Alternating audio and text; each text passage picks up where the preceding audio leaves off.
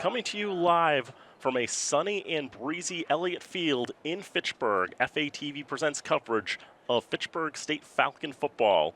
And today it's a beautiful college football Saturday as the Falcons of Fitchburg State continue to look for their first win in conference play as they take on the Spartans of Vermont State Castleton. Good afternoon, everyone. Thank you for tuning in. I'm Daniel Bolak. Happy to have you along with us here today. John Gugerty is on assignment. We hope to see him again later on in the campaign. So filling in for us today is Fitchburg State student broadcaster Matt Smith. What's going on, guys? Happy to be here. I'm real excited to see this big conference matchup between Castleton and Fitchburg State. I'm excited for it to get going. Yep, Fitchburg, last week they were taking on Mass Maritime and really struggled to solve the Maritime run defense. Held them at bay throughout the contest, didn't let the Falcons get a touchdown. They fell 21-3, same score line as last year.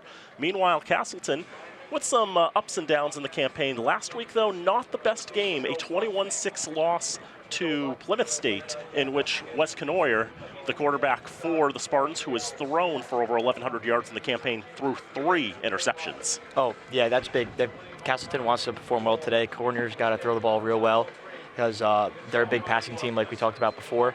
And their running game, they don't have that many yards overall throughout all their running backs. So the Falcons just have to stop their aerial attack. Yep, Christian Keeling's the lead running back for the Spartans, and he has 137 yards on the ground.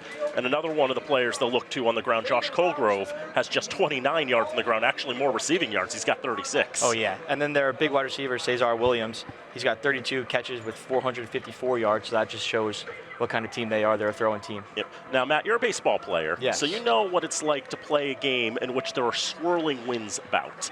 And and I imagine it's going to be the same deal with these football players. Winds around 15 miles an hour today. How much of an effect do you think is that going to have on the student athletes today? It's going to be a huge effect in the passing game. Castleton throws the ball a lot like we've been talking about, so you just got to look at the way the wind goes and take that into account with the ball. And then especially punts, kick returns, everything like that, you just got to make sure you're getting under the ball and really making sure you know what direction the wind's going to make sure you can account for that. Yep, you can see the American flag breezing up a little bit there. Last week, Devin LeBron was 11 for 24 for 112 yards and an interception. The Falcons struggled with the ground game. Matty Aguirre was the leading running back, held to just 35 yards. Emilio Cabe had 6 of those 11 catches for 49 yards. Jonah Costa hit a 31-yard field goal. One of the positives on defense for the Falcons, 4 different players with double-digit tackles. Dexter Brown Jr. leading the way with 14 of them. Yeah, that's huge. And we talk about Costa as well, and the kicks in the wind and everything like that. That may even help to an advantage, even get a longer one, 31 yards. That's definitely a possibility. You look at Vermont State University Castleton's numbers. Canoyer, 19 for 33, 241 yards, was actually lifted for Kelsey Monroe late in the contest. Leonard Bryce is going to be one of those big receivers, number 9 on offense. 9 catches for 116 yards last week against the Panthers. Number 9 on defense, Kevin McDonough, 12 tackles and a forced fumble. He's going to be another one of those players to watch. Those number 9s are game breakers for Castleton. Yeah, it's very interesting to see 2 number 9s on the different sides of the ball, but having huge impacts on the game. Yeah, Fitchburg has never used duplicate numbers to my knowledge, but we've seen a lot of teams who come in here with some duplicate numbers, and that's just a thing that happens sometimes. Yeah, and a big roster like Castleton's, they got something 97 guys on their team, so they might have to duplicate numbers here and there. Yeah, it's like sometimes you just run out of numbers, and then you have that sort of that 50 to 79 range in which you can't really. It's all linemen. It's all. Yeah, pretty much. You have to put your O-linemen there. We had a Fitchburg High's roster at one point. They had a couple of kids who didn't have numbers because they were O-linemen, but they had allocated all 30 of the O-lineman numbers, so they couldn't do anything about it. That's pretty funny. How do you just have no number? What did they do? Well, they'd have to swap it for someone who was scratched. Eventually, the numbers shifted around so that they were able to get those kids' numbers. Oh, that's interesting. I've never seen something like that before. Yeah, that's in high school, but still, it's a little bit different there. It's still different, yeah. Yep. You can see a couple of the Castleton players making their way out onto the field, getting ready for the coin toss, probably their captains. So Fitchburg State, as we talked about, they are 1-5 coming into today, but 0-5 in the MASCAC. And what's very interesting about the MASCAC right now, the conference standings. At the top, you've got UMass Dartmouth and WestCon, both undefeated. They play each other next week. Then you have Mass Maritime, who's 3-2. We skip a little bit down to Fitchburg State at 0-5, but in between Maritime and Fitchburg is everybody else with the same record, a 6-way tie for 4th at 2-3. And that just shows how competitive the MASCAC is in general. Just teams having the same record, they're really going to have to battle, and all these games are really going to mean something. It's going to be huge in the standings, so that 4th seed is real important.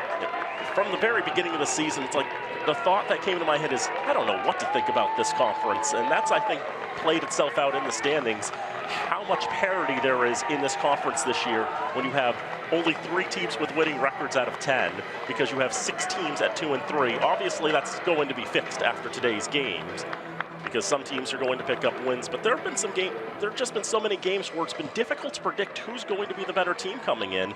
I think a lot of people thought last week that Castleton would have been the favorite against Plymouth State, but it didn't play out that way up at Dave Wolk Stadium up in Vermont. Now here come the Falcons taking the field. First-year head coach Izzy Abraham. Squad with a win today. Giovanni Laguerre has the sledgehammer in hand. Falcons captain's ready to go out towards midfield. Cameron Topkin not in uniform. He suffered a season-ending injury, so we won't be seeing him on the line the rest of the campaign. But still, he's going to come out there with the captains. Jordan Cummings, Elijah Zaire McKnight, Matthew Aguirre, and Cam Manette. It actually looks like Topkin has a play sheet. Looks like he's going to take a big role as a coach kind of today. It's a good opportunity there to sort of get to do some different things to help out the team too when you're in a position where you can't participate on the field right now. Yeah, especially being a leader like Topkin and like such a crucial part of their defense. Having him on the sideline, just helping other guys out and helping the guys who have to step up in order in that position. So it's going to be huge for him as well. Jacob Calabro, Kevin McDonough, Mike Morrissey, and Wyatt Jackson are the captains for Castleton. Grant Smith is our referee today. And let's listen in to him give the instructions. His head. Fitchburg. Fitchburg has won the toss and deferred.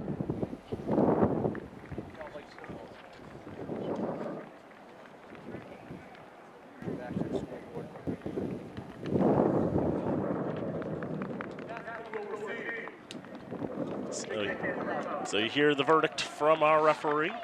Castleton will get the ball first to start this contest. Fitchburg State and Vermont State Castleton set to do battle here in Fitchburg. It's interesting, this is the 8th time that the Falcons and Spartans have met, but it's the 6th time they've met here in Fitchburg, because there have just been a number of unusual circumstances, schedule redraws, and a pandemic that have prevented Castleton from playing as many games up in Castleton against the Falcons as Fitchburg has played here in Fitchburg. Yeah, that's so odd to see, though, because a lot of teams want the home games, and then not being able to have that, it's a big home field advantage, especially on a day like today. So hopefully the Falcons can really take advantage of that as well. We also have a 3 o'clock kickoff today, considering that Castleton is about a 3-hour drive. Yeah, it's a real long drive. One of the longer ones there. We're going to pause for the national anthem. Kickoff is next, right here on FATV. Jonathan Harvey.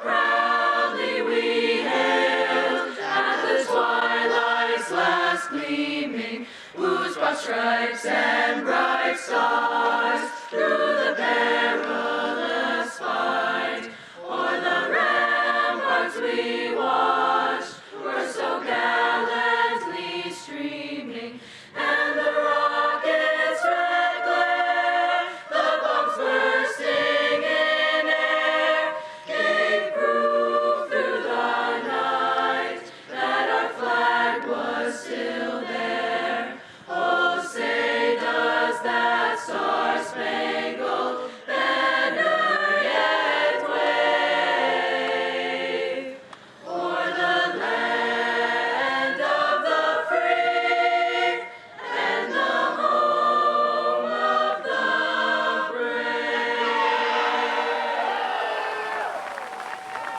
Thank you to the Fitchburg State University choirs.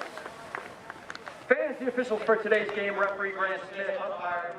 Beautiful rendition of the national anthem from the Fitchburg State University Choir, led by Dr. Jonathan Harvey. We thank them for providing the wonderful sounds to begin our game. It's great to see just the school and university coming out at football games like that, doing something like that. It's a really nice gesture, and it was real nice. So as we mentioned, Castleton will get the ball first.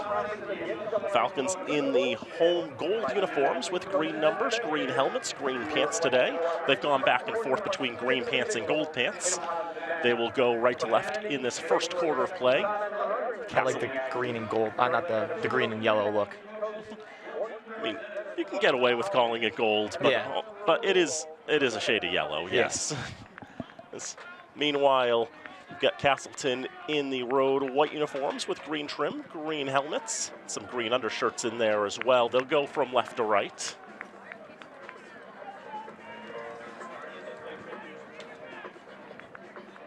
Hunter Sands will be ready to kick it away for the green and gold. He's taken over the kicking duties, the kickoff duties at the very least, as the season has gone on.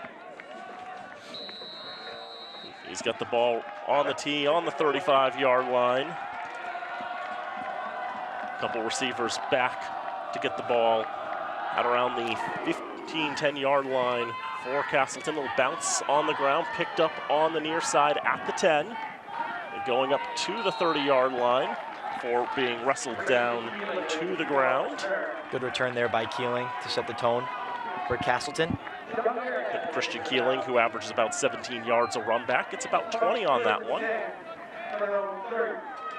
And now we will see the Castleton offense for the first time today, led by junior quarterback Wes Canoyer from Harrisville, Rhode Island.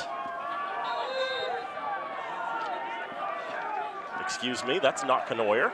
Different quarterback instead. It's Kelsey Monroe, the freshman from Surrey, British Columbia, who will be the starter today. Canoyer was the starter on the 2-deep, but he will not be the starter today. First down, it's a run to the near side. Christian Keeling shook off one defender, kept his feet, and runs out of bounds past the 40-yard line. Monroe's a freshman. 2 for 3 so far, 12 yards passing. Seven was his longest pass, 7 yards. Should be real interesting to see what he does today. Made his debut last week against Plymouth State. I admit I didn't watch the full game tape of that one, so I knew Canoyer was lifted late in that contest. I was assuming it was the 3 interceptions, but it may have been an injury that I was not privy to, and that's my own fault, I guess, in a sense.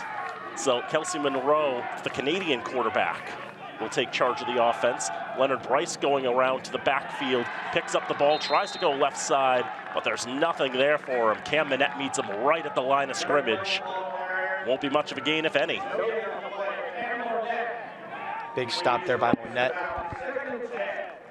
It's a scary force on the D-line right there. Minette, who was an all D3 football, all region member last year, and a MASCAC all first team defender. One of the anchors of this Falcon defensive line. 18 tackles and 4 sacks so far for him on the year. No, 43 total tackles, I apologize. It was 18 solos. 8 solos. Cesar Williams will move in motion from far to near. And the sidearm sling finds Williams, who get out of bounds at the 50-yard line. He loses his footing there as he runs into Jordan Cummings. You don't often see a lefty quarterback, so it'd be cool to see how he's doing. It's funny, yesterday I called a high school football game in which the starting quarterback, as expected, was hurt and was replaced with a left-handed quarterback. Oh, wow, that's interesting. So I've had this now happen on consecutive days. It's very interesting. They give Cesar Williams to the Spartan 48-yard line. He has to get to the Falcon 48-yard line for a fresh set of downs. Keating's in the backfield. Williams goes in motion. A little shovel pass to him as he gets to the near side flank. He's at midfield. He steps out of bounds there. Not going to have the first down on that, but there is a penalty flag coming. We were holding that back for a while. I wonder what happened. We got our first call from Grant Smith today. Illegal formation. Offense. That penalty is declined. 4th down. So it wasn't going to be a first down for the Spartans, even if they had gotten it with the illegal formation. Most likely someone not quite on the line. But it looks like they're lining up. They are going to punt here. Offense was out there for a while. I didn't know if they were going to decide to go for it. It might have been a little ambitious at midfield, especially early in this contest. You see it there on the replay. Max Fair is the punter for the Spartans. He's also a defensive back by trade. Take that in, gets a nice line drive boot. Hop inside the 10-yard line will be a great punt for Fair, as Castleton is going to be able to stop it right at the 1-yard line, a 49-yard punt for Fair. exactly what the Spartans wanted. Falcons will have the whole field to go. Chilson with a good job getting there and picking that ball right at the 1 yard line. Going to make it real difficult for the Falcons offense to get going here. It's the 6th punt of the season for Fair that falls inside the 20-yard line. He's a senior from East Calais, Vermont. A graduate of U32 High School. A name that makes way more sense to those up in that neck of the woods than it does to me. Rocky Marchitelli, who was held out last week due to injury, is back in for the Falcons. He will take it on first down and hand it off to Matthew Aguirre, who goes to the left side of the line, gains a little bit of yardage there, taken down there by Ryan Duclos, the other number 1 for Castleton. And Aguirre is the lead back here for the Falcons. 87 carries, 335 yards, 1 touchdown. It'll be great to see what he can do for the Falcons today. A little bit of breathing room there, 1 yard gained on first down. But obviously, backs against the wall gets a little challenging in this spot for any football team. 2nd down and 9. It's going to be Aguirre again. It's going to be wrestled down just past the line, I think. He's going to lose that yard there. And now, 3rd and 10 again. You can't go any farther backwards. No. Now, earlier this season, first game of the year against Dean, Falcons had 3rd down from the 1 yard line, threw a slant over to Emilio Caby. He ran for the race's 99-yard touchdown throw. That's right, that won him the game, right? That gave them the insurance.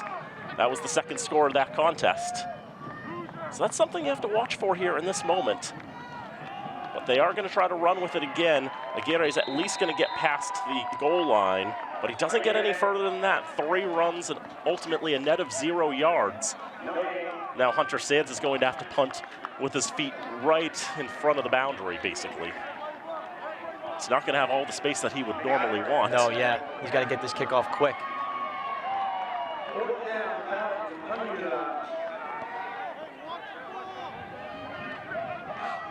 So Sands will be wary about where he sets his feet. Cesar Williams standing at the Falcon 40-yard line or thereabouts.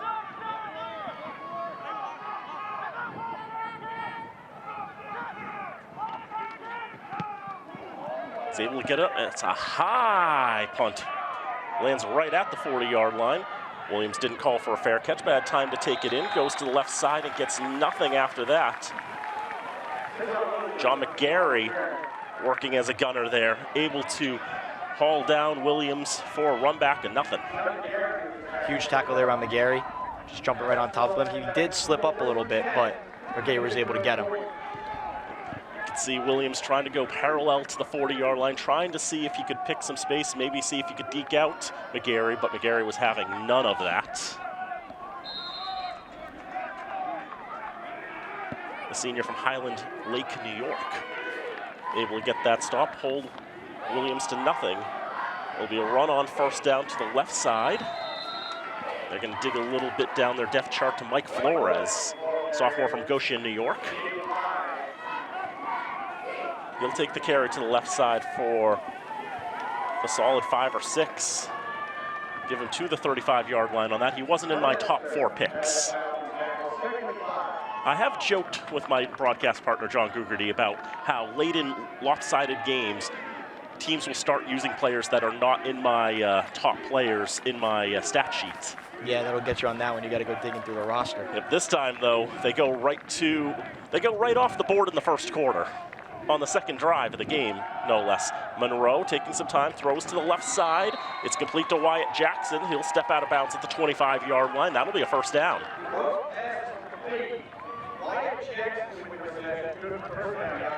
Jackson is a graduate student. He's one of 7 on this Castleton team, along with 12 seniors. He's got his 8th catch of the campaign.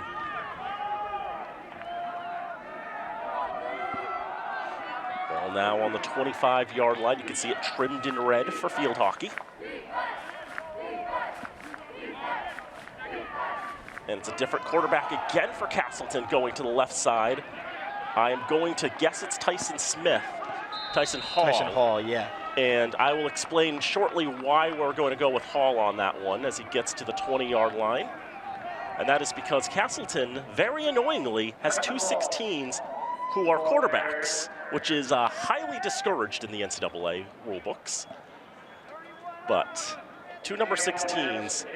The notes that Castleton sent along suggested that R.J. Monger, the other 16, was less likely to play or make the trip.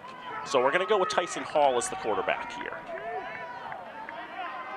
They put Hall in on plays like that because he's their leading quarterback in carries. I mean, not carries, yards. 7 carries, 103 yards. He definitely does carry the ball way more than he throws it at the quarterback position. That is something to really keep in mind, too, is that he does have the ability to run with the football, just sort of take it as a Wildcat-like quarterback. That's a throw to the left side that there had to be some miscommunication on that because it was well in front of the intended receiver there.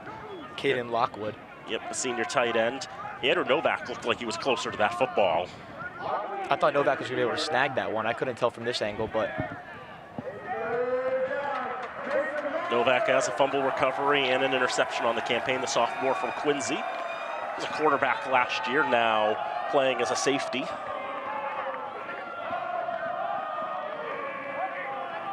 Third down, only have to get to the 15-yard line, does Castleton. They put Monroe back, and he's hit as he throws, floated up in there. They battle for it. It's ruled incomplete.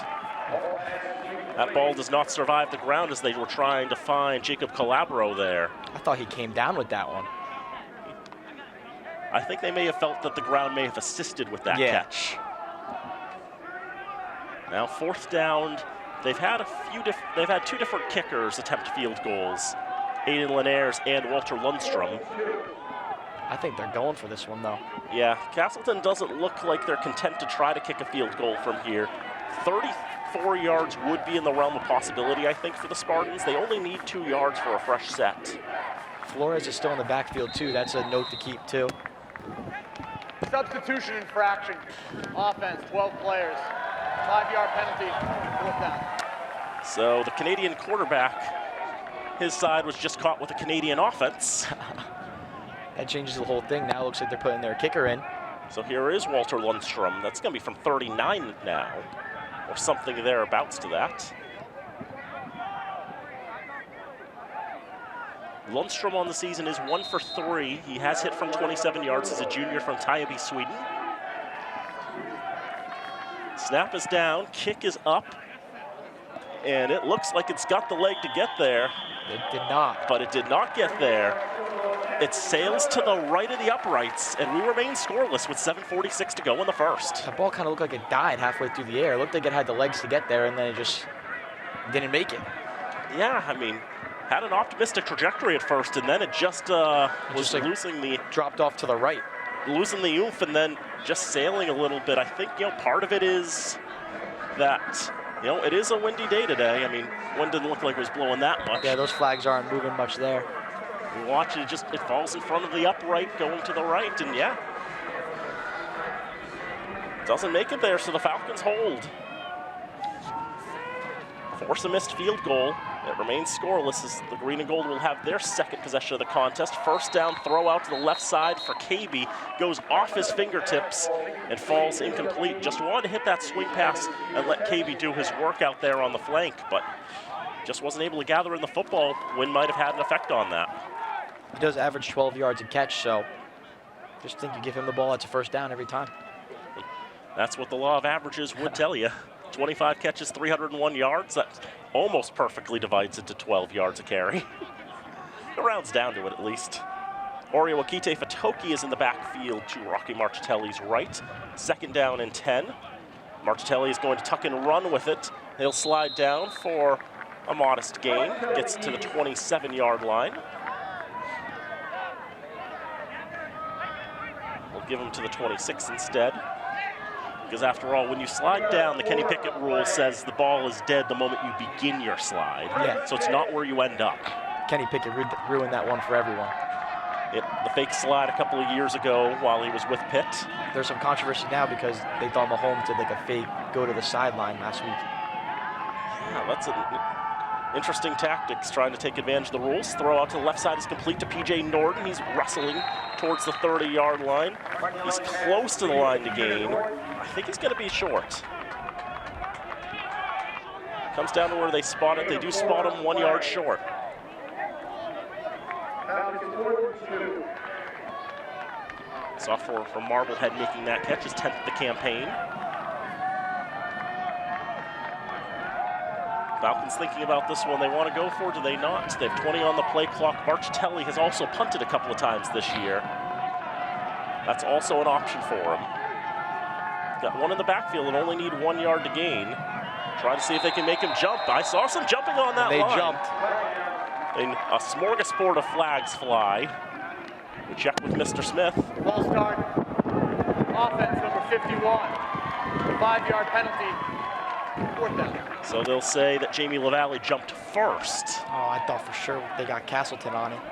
It was that close. We look at it on the replay. You can see there's the player on the top of the line for Castleton, but we want to look closely to see if anybody on the Falcons flinched first.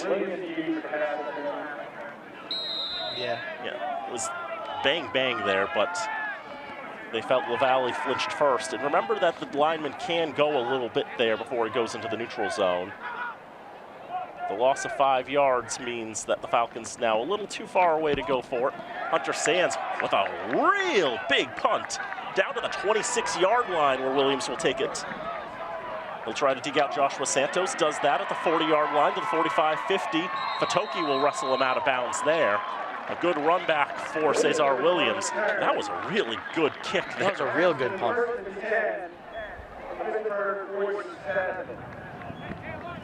Real good punt as well as a real good return there from Williams.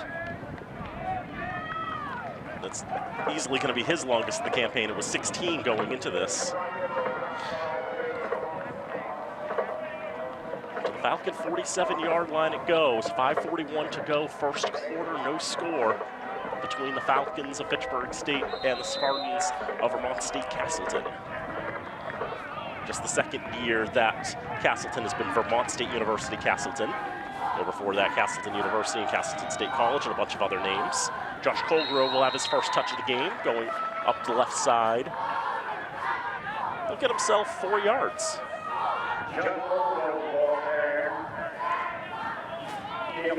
Colgrove is a junior from Hoosick Falls, New York. The averages have not quite been there for Colgrove. He's averaging 1 yard a carry, as long of just 7. He does seem like a receiving back, though. 4 catches, 36 yards. Helps out in the passing game here for Vermont State Castleton. Kelson Monroe, the quarterback, was Canoyer not available today for the Spartans, it so seems. 2nd and 6 coming. It's going to be Colgrove trying to go to the left side that time. Gets past the first line of defense and tumbles forward past the 40. Mark him down at the 39-yard line. Gained a few extra yards after the first contact, makes it 3rd and very close. Just 2 yards to gain here. Yeah, he got tripped up, but he was able to stay on his feet a little bit to get some extra yards. Just continuing to churn his feet, and he's able to create 2 or 3 extra yards instead of a 3rd and 4 or 5. Now it's just 3rd and 2. Have to get to the 37-yard line. They're at the 39. Monroe as the quarterback. 3 receiver set. Back to Colgrove again. Runs right into Burmester. He'll wrestle him down to the ground, but I think he'll fall forward, and he will for a fresh set of downs. Wanted to, got to. Monroe's coming out of, oh, nope, Monroe's coming back onto the field. Monroe just trying to get the play there, as they are going to move Colgrove out at least. Give him a bit of a breather. Castleton's got this very interesting block font that looks very square font, if you will. Looks like you're more likely to see it on a scoreboard. Joel Davidson in the backfield for the Spartans. Will have his first touch of the game. Gets a good run to the left side, spun down by Manny Cano. Be a gain of 3 yards. Castleton really likes to switch up personnel a lot, going already 4 different running backs, 2 different quarterbacks. Also a Castleton team that has only averaged about 52 yards a game on the ground. That's 2nd worst in the conference, and one of the 12 worst in the nation. This is a team that really likes to go to the air, but today, with all the blowing wind and what have you, it looks like they're a little more comfortable trying to keep it on the ground. They may feel they are recognizing a weakness in the Falcons. Leonard Bryce will move in motion to the right side of the line. Davidson trying to get around there. Manette's got a hand on him. Dexter Brown joins the fray and stops the forward progress. It's a big loss there, loses all those yards. It feels like, but after marking where forward progress was, it's actually just a loss of 1 yard. Huge tackle there by Monette. Kind of just grabs him and makes sure he doesn't get any more yards. Dexter Brown, junior from Peabody, graduate of Salem Academy, had a flag football team at Salem Academy. Oh, okay. He actually is a multi-sport athlete in that when he was previously at Riviere, he was a basketball player. Oh, wow. Good for him. But Riviere doesn't have a football team. So you're saying the high school didn't do real football? Like this football, they did all flag football? I believe so. It's a throw to the right side, incomplete. Just nobody there for Castleton. Just Monroe trying to get a quick throw to the right side.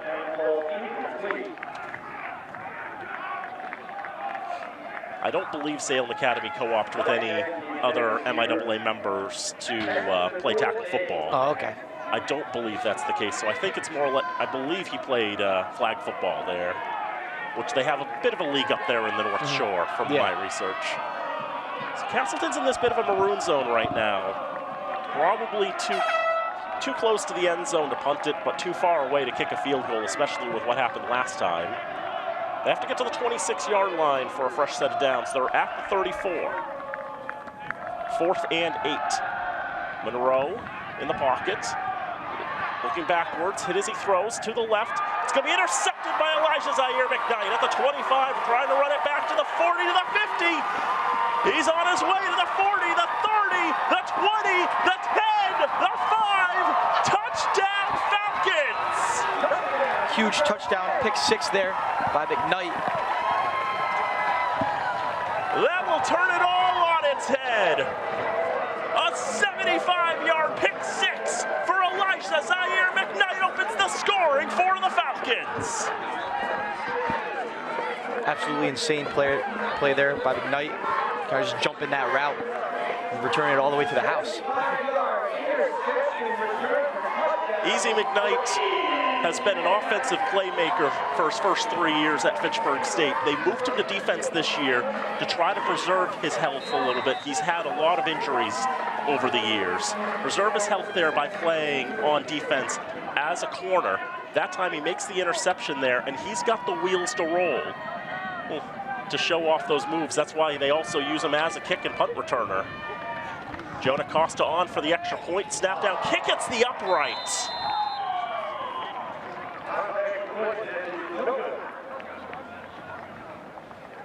We'll have another look at this interception here. Actually, we'll have a look at the kick instead. All that. No idea if maybe it might have been tipped a little bit, but it ends up banging off the upright and it does not go. So with 1:37 to go in the first quarter, it's 6-0 Falcons. And I know one of the things we always say too, 4th down, knock it down is often the case. But McKnight, he comes up with the interception. It's like if you can at least get it back to the line of scrimmage, it'll work out. And just leaping up in the air, winning that battle, getting the ball, he's got space in front of him. And there were so many defenders, he was never fully broken away, but he just had the ability to outrun everybody. Makes the juke there to beat his defender there. Just gets by the hands of Monroe too. Yeah, and the last man back is that, and then somersaults into the end zone for good measure. Like we said, he's a playmaker. Absolutely.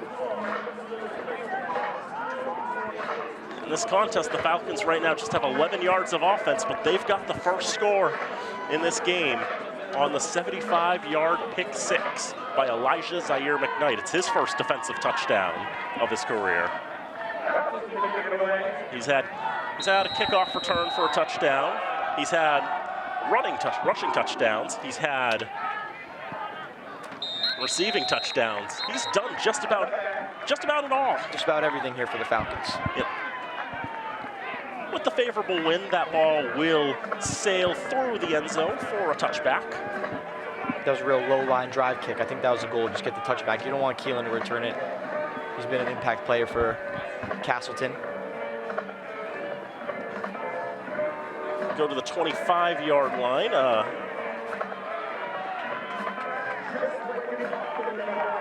The crew set up at the 20. Maybe sometimes at the Division III level, these touchbacks don't happen enough. Yeah. That you kind of forget. Also in high school, it's the 20, so. Some referees do have the ability to work high school and college. See how the Spartans respond. 1st and 10, Monroe scrambling, in a bit of trouble. Brown dives, can't get him. Throw to the left side is incomplete, well out of the reach of Brody Tyberski. Probably just trying to throw it away there. Fitchburg was able to break into the backfield, and Monroe was never comfortable. Yeah, Brown was given the pressure here for the Falcons. Monroe kind of had to throw on the run, just try and get it away, because Brown was catching up to him. At one point, Brown did have the jersey of Monroe, so he knew that Brown was there, and he knew he had to get rid of that ball in some way, shape, or form, and he's able to do just that. 1:28 to go in the first quarter, and a 6-0 lead for the Falcons. Falcons trying to snap a 30-game conference losing streak. So it'll be a handoff, goes to Christian Keeling, and he's able to get to the 30-yard line. Solid gain on 2nd down to get 5. It's also the first season that Castleton is a conference opponent. They've been a non-conference opponent those other 7 meetings, and based on how things are looking in the geography and all that of college football, this is probably going to be the only season that Castleton is going to be a conference. What conference was Castleton in last year? They were in the ECFC, which is in its last season. Oh, okay. Before it flies gracefully into the wind. They jumped to the Mascac for some stability, then a lot of other things happened. There's a throw over to the right side, bobbling for it. It is going to be a catch made by Tyberski.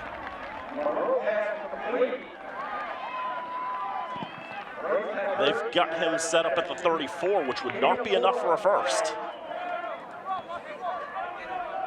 Let's see. Good effort there by Tyberski, making sure he kept his feet inbounds, just able to tag that sideline before he falls out. It was a little bit of a one-handed catch there. For the freshman from Queechee, Vermont, just his 4th catch of the season. Curious spot here for Castleton. 4th and 1, but you're on your own 34-yard line. They're going to take a little bit of time to think about it because time is going to expire here in this first quarter. The Falcons have a 6-0 lead. So while we also have a moment, let's thank our FATV underwriters.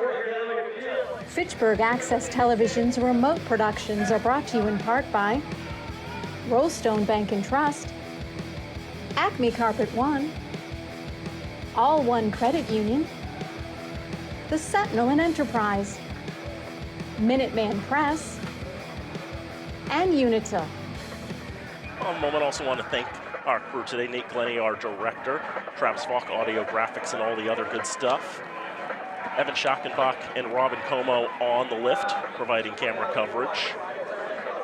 Casey Gauthier, Melanie Nashif are down on the field, providing camera, and Henry Christensen is providing replay for us today. The last 3 of those Fitchburg State students in our multi-camera course. We thank them for their help. Matt Smith, Fitchburg State student broadcaster for Falcon Sports. Joining me, Daniel Bolak here with you, a former Falcon Sports Network broadcaster. Oh, okay. Yeah, no, this is exciting. I've always wanted to do a football game, so I'm happy I have the opportunity to do it.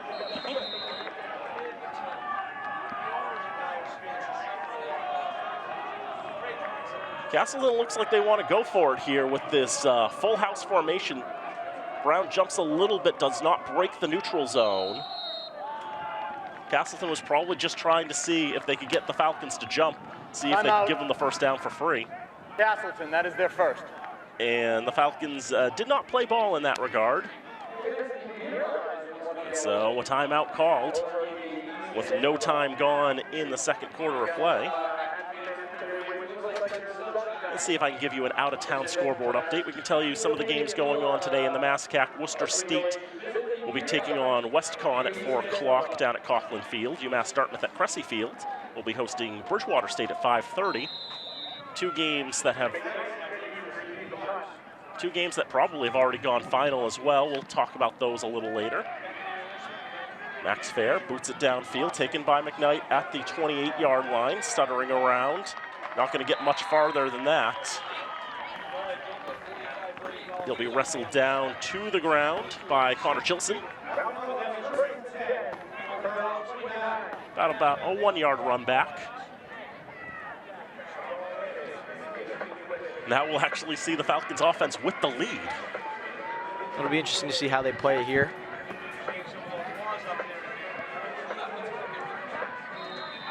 We can tell you the other two games in the MASCAC. Plymouth State beat Westfield State 35-7, and Mass Maritime, with their 4th conference win, took down Framingham 21-6. First down run, Matty Aguirre gets out to the near side numbers, 30, past the 35, and he'll be shepherded out of bounds there. We'll give him to the 34 for a 5-yard gain on first down.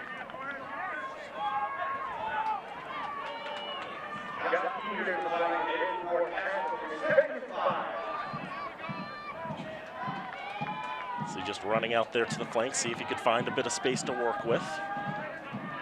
Aguirre, 87 carries, 335 yards coming to today, averages 4 a carry, got 5 there.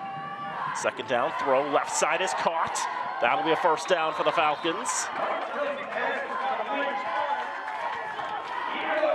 PJ Norton with the catch. They'll nose the ball right down at midfield. Another catch there for the sophomore. Been active today. They've been really working Norton back into the offense as the season has gone on. Marchitelli loses the ball on the snap. Aguirre is able to pick it up and at least salvage a yard out of that, but it's going to be a 2-yard loss on the fumble. Big IQ play there by Aguirre, just jumping right on top of that ball.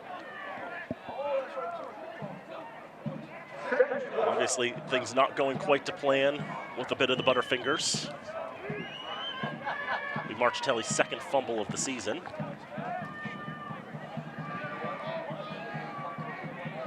Over 90 seconds gone in the second quarter. Falcons lead 6-0 on a 75-yard pick 6 by Elijah Zaire McKnight. 2nd and 12. Marchitelli wants to throw, taking a few steps to his right. Now stamping up in the pocket. He will not get the opportunity to throw. Will have to run instead. Dives forward and gains a yard out of all of that. Good coverage by Castleton. Did not give Marchitelli the opportunity to find a receiver downfield. It was really kind of a good play there by Marchitelli, just making sure he didn't lose as many yards as he was already back like 10 yards. So him just getting back to the line of scrimmage was huge. Marchitelli looking around, weighing his options, knows when to fold them, or in this case, whether to tuck and run. Got a yard out of it. Now a sling to the left side. Will fall incomplete. Off the hand of Cohen. Wanted the junior receiver from Arlington, Virginia, but you know, with the pressure potentially coming, just a quick sling over to the left side. Cohen wasn't quite there yet. Nothing like defensive pressure to short circuit your plans. Hunter Sands back on to punt for the Falcons. Now one of the questions is going to be, we saw how far the punts are sailing going from right to left. Will it be anything like that going left to right? Yeah, it'll be interesting to see. Solid snap. Sort of a rugby style punt there. It's going to be a great punt for Sands there. Kept that on the ground there with the line drive boot, and it'll be down at the 5-yard line. Zach Whitcomb will do the honors there. And now Castleton will get to start from deep in their own territory.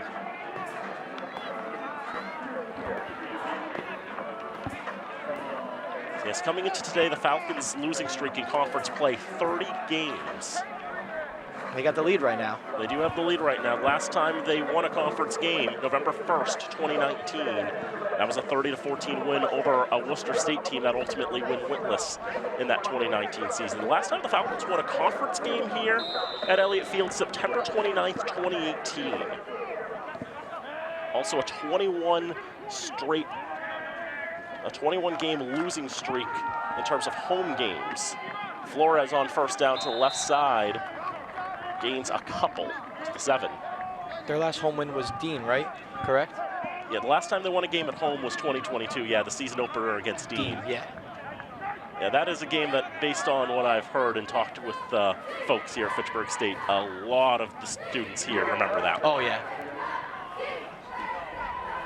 The Falcons' last win was against Dean. The last home win was against Dean, but that was a different year. Remember the Falcons beating Castleton most recently in 2019. Won on a touchdown pass with under 10 seconds to play. Kelsey Monroe, the pocket, underhand throw is caught. That sure was something there. Flores gets back to the line of scrimmage on that, so it's no gain, but that was different. Yeah, that was interesting to see. A little underhand toss. Whoop. I mean, that's not uncommon when you have a player going in motion on an end around, but that's very uncommon to try to throw more than a couple of yards downfield.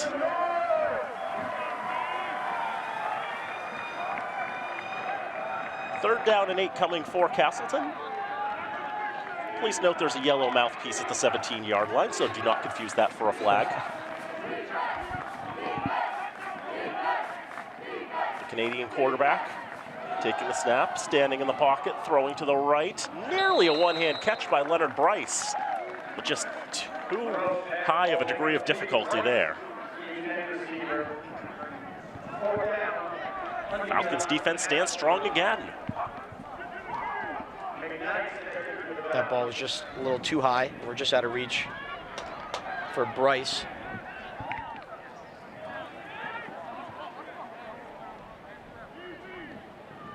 Bryce with a carry on the day.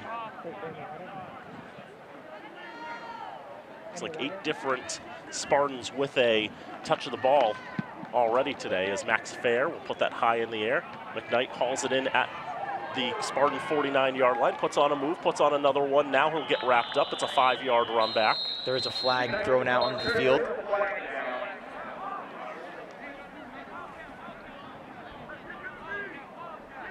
Get a check on the flag there. Seems that was closer to where the ball was as opposed to the...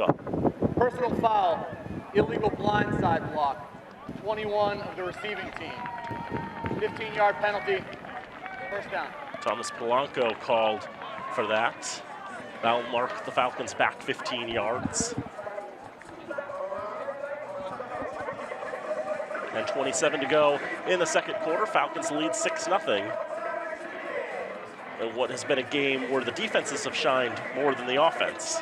Yeah, the only touchdown was scored by McKnight on the defensive end for the Falcons.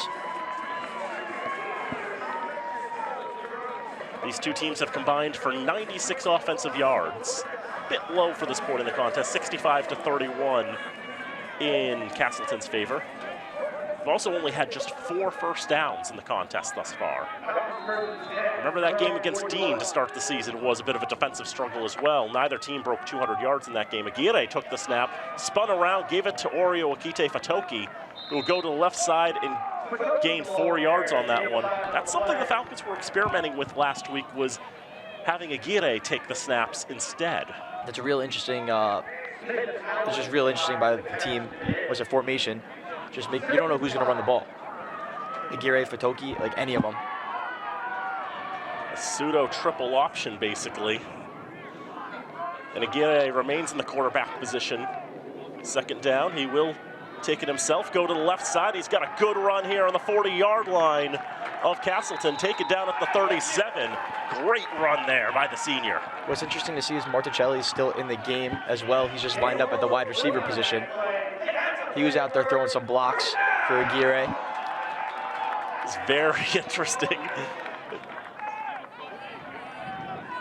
And Marticelli will continue to line up as a receiver on the left side. I don't know how much experience he's got at that position.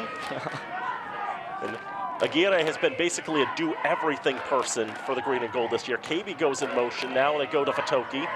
Bounces off a couple tackles on the right side, dives forward, gains 2. Yeah, the Falcons have basically switched to a triple option offense here, and it's working. It's the best of moving the ball all day. it's very interesting.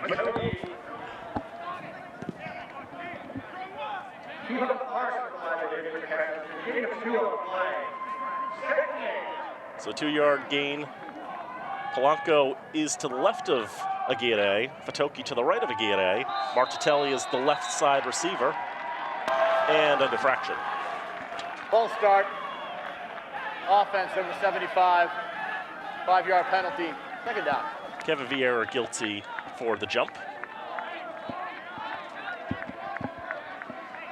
Falcons sentenced to 5 yards back to the 40-yard line. Aguirre has not yet attempted a pass. It'll go to the right side. He's got multiple blockers with him. Out to the 35-yard line. He lays a shoulder down on that one just to get to the sideline. See a big shout there as he was going to the boundary. Well, that's what happens when it happens in front of your own team's bench. You lay a shoulder and everyone's like, oh. All right, so they're switching up the personnel a bunch. On 3rd and 9, this feels more like a Passing situation. down. Troy Marticelli's back in the backfield, not lined up at the wide receiver position. But now the question is if he's going to take that snap or not. They'll put KB and Norton out to the left side. Cosner is a tight end. Gomez to the right. Martitelli looks like he's going to take the snap this time. He will. Looking to the left, looking downfield. Scrambling to the right. Finds some space to run. Gets to about the 20 to the 30-yard line thereabouts. But a flag will fly. Might have been some contact made as he went into touch.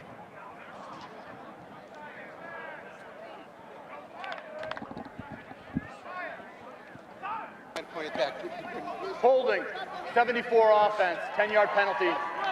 3rd down. That time the penalty against Josiah Russell for a hold. No issues with it going out of bounds. Oh yeah, big hold there. You see him. Yeah, Got his jersey. Yeah, before Lucas Smith could break free there, felt like he was grabbing more than just what is permissible under the rules of American football. Smith was the closest to sacking Martitelli, the sophomore from Claremont, New Hampshire. I think that's well up 89, if I recall correctly. Would have been 4th down had they kept that. 3rd and 19 now, long way to go. Marticelli's gonna have to really throw this one. Going with an empty backfield set. And Castleton's like, what is this? Empty backfield timeout. 7:41 to go in the second quarter, 6-0 to the Falcons. A lot of interesting looks in this contest. Oh yeah. Get an empty backfield, then you got 3 running backs in the backfield. Castleton's probably all kind of thrown for a loop. Yeah, you generally don't go from triple option to empty backfield over the course of a drive. Falcons were trying to do that, and Castleton would like to make Fitchburg think twice about doing such a thing. They call their second timeout.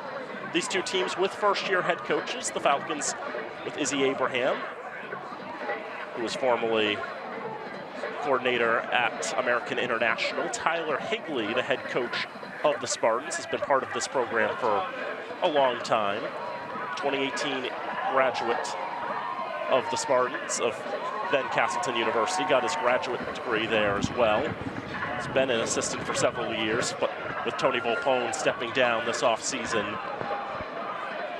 Higley given the head coaching position. He's one of the younger coaches in D3 football. Oh yeah, you said he graduated in what, 2019? Yeah, 2018 initially, yeah. He's in his mid-late 20s.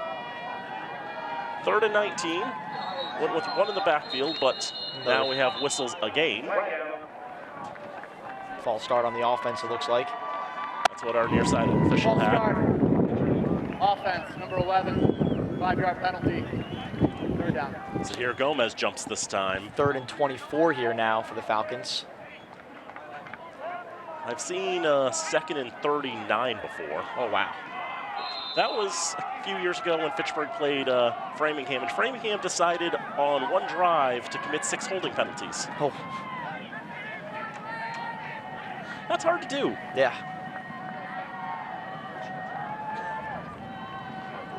Now the ball is in Fitchburg territory, backed up to the Falcon 49-yard line. Marchitelli rolling to the left. He'll throw, he'll find KB. It's not gonna be enough for a first down, but at least gets a lot of those yards back. He's down at the 35. I think they got back to the original line of scrimmage. And a couple beyond that.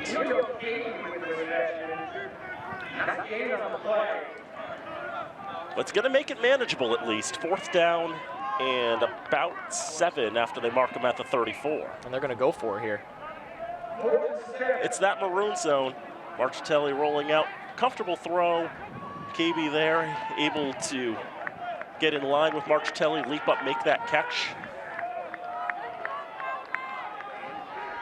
Be 50-plus yard field goal for this spot, and that's a bit too much for Costa, especially with this win. Marchitelli's got to roll right. Now he's going to have to run for it himself. He's got a lot of space to go with. He dives to the boundary. Falcons are pretty satisfied with that. Sideline's making it look like he got it. See what the ref says. Oh, yeah. He did. Mark him out at the 23-yard line. Rocky Marchitelli, with the wheels, gets the first down.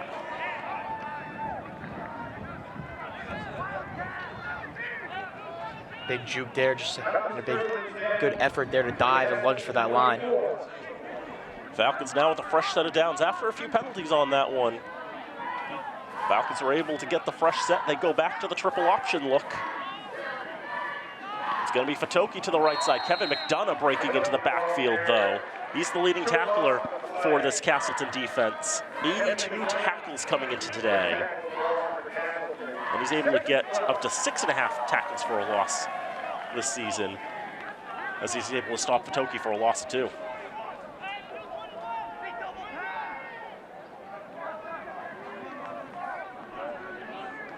Second and 12, Marchitelli will jog on over to the right side.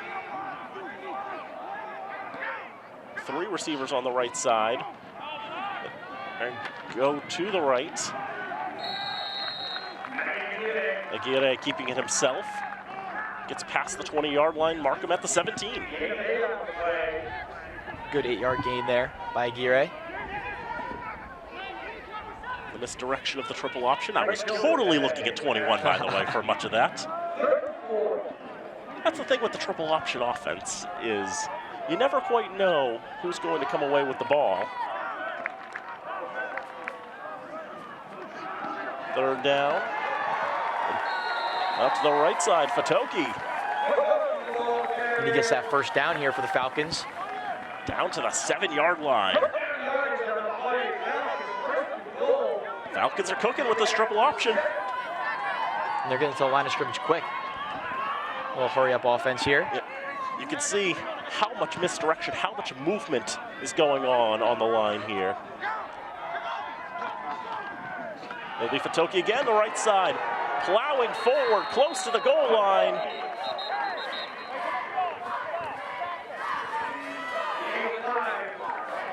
It'll be second down, but the Falcons are knocking on the door. He's driving forward, churning his feet for a couple extra yards. We're at the 2-yard line. Still working out of this triple option set. Aguirre playing the role of quarterback. There was a jump that time. They're going to back up a little bit here now. The offside would be... Offside, defense number 97. Oh, no. Penalties half the distance to the goal. Second down. It'll only be a 1-yard loss there on the penalty. But you can see quite obvious jump there. Greg Childers, the sophomore from East Rutherford, New Jersey. It's one of the more famous locations in New Jersey. Yeah, that's where I'm from, actually. How about that? Not East Rutherford, but I'm from New Jersey. East Rutherford, famously where the Giants and Jets play. It's going to be Fatoki trying to get to the goal line. And he is in! Touchdown Falcons! Oreo Okite Fatoki with the 1-yard run makes it 12-0.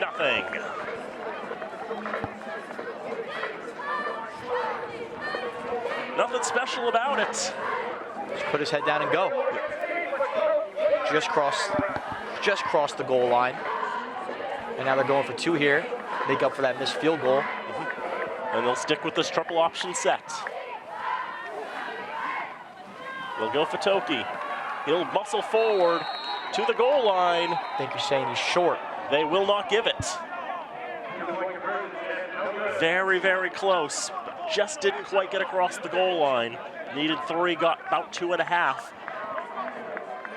Conversion no good, it stays 12-0. See, wrestling forward, and I really do think he had it, but you know, we don't have the best angle in the world. And at the end, you got to defer to the officials with the best view of all. They say that ball wasn't across. Huge for the Falcons, though. They're up 12-0 now over Castleton. Great drive for the Falcons. That drive took up a lot of time, too. 12 plays, 59 yards, 7 minutes and 4 seconds. Interesting thing is, it's a 59-yard drive. That drive did not, it did start there at the 41, and then, yeah, so long ago I was thinking that drive didn't start in Falcon territory, and it did. It's just that. A couple penalties, couple hold calls. Some positives, some negatives to take away. The important thing, though, is Falcons have their second score of the game, a 12-0 lead. This is Hunter Sands' kick that ends up going into touch. Kickoff out of bounds. Castleton will most likely take it 30 yards from the spot of the kick. Free kick out of bounds on the kicking team. Ball will be placed at the 35-yard line. Get 3 options when the ball goes out of bounds in college football. 30 yards from the spot of the kick, 5 yards from where it goes out of bounds, or you back them up 5 yards and make them re-kick.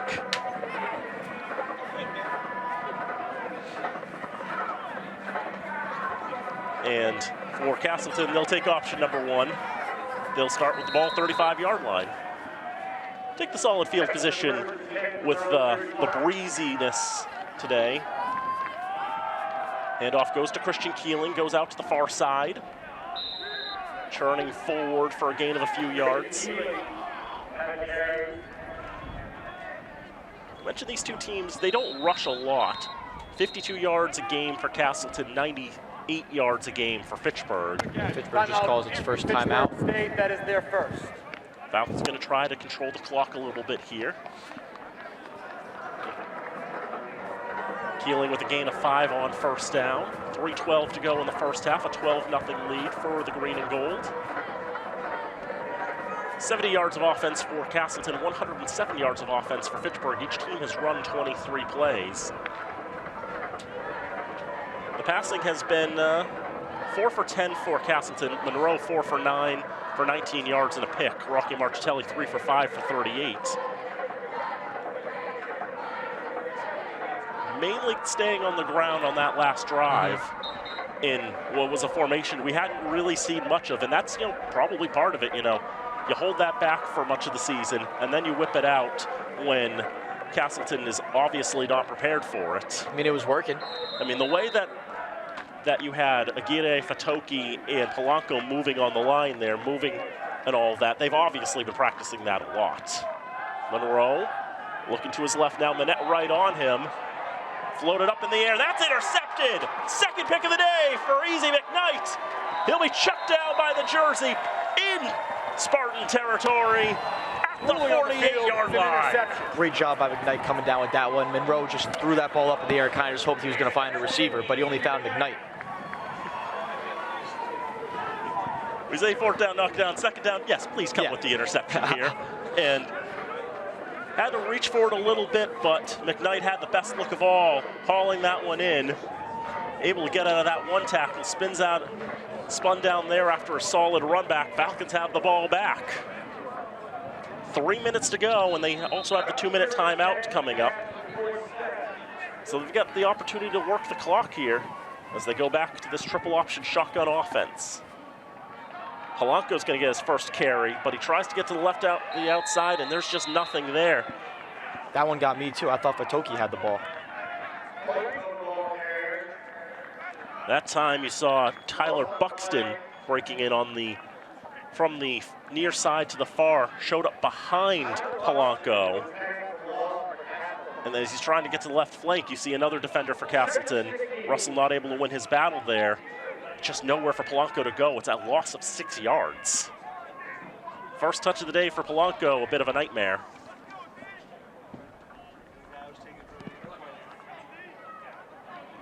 Four carries on the campaign for 3 yards. Now they have to put a little dash in front of, they have to put a dash next to the 3 there. Go back to a conventional offense here as Aguirre dancing around, gets back to midfield, a 3-yard gain. Now the whistle will blow because we've hit the 2-minute mark. This is the 2-minute timeout. New rule this year in college football in the Division III level, and really everywhere, is to stop the clock when it reaches 2 minutes to go in the half. That's interesting. They didn't do that before? No, that's new. And the reason they started doing that was because with some new timing rules they put in last year at Division I and Division II, and this year in Division III, how the clock stops changes a little bit when you get to 2 minutes to go. And they wanted to make a clear demarcation point where the rules are definitely now in effect. Okay. So that's why they added the... Yeah, that makes a lot of sense. They do it in the NFL, might as well do it in college football as well. Of course, because they didn't want to take it directly from the NFL. So instead of calling it the 2-minute warning, it's the 2-minute timeout. Yeah. And I know if Mr. Gugerty was here, he would be warning us he would be telling us, you know, this is not, it's like, I don't want to alarm you. You should be concerned. There's 2 minutes left in the half. Try to say everything but the word timeout or warning. That's funny. I've obviously ruined the gag this week. We'll see we get that back a couple of weeks from now when the Falcons take on Plymouth for Senior Day. Misdirection in the backfield goes to Aguirre. We got swarm there. Castleton doing well to break into the backfield and not give the Falcons the room to run.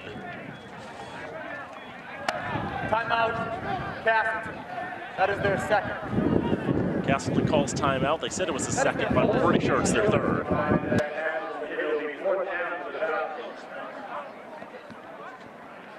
Oh, no, the scoreboard says they still have 1 left.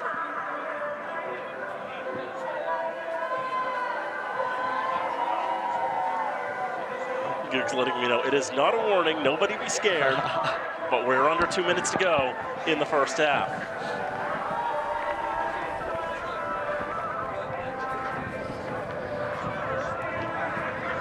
So even though Googs is on assignment today, though, he's still watching in. He's still tuning in, letting us know, enjoying the show. 12-0 the Falcons in front, but after the 3 and out, it will be a punt. Hunter Sands has had a solid day today with the boot. Good snap, good kick. It's gonna roll on the ground, it's short. Went out about the 25-yard line. Now Castleton's got 1 minute and 42 seconds to hopefully cut the lead in half here.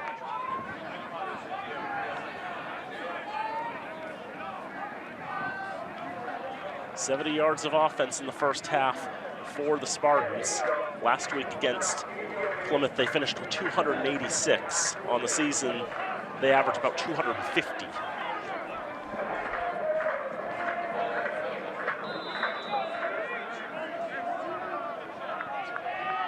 See Castleton definitely struggling a little bit without their starting quarterback, Wes Canoyer. First down, Tyson Hall into the game. Just his second, I think the second time we've seen him take the snap. Rolls to the left side, doesn't get very much.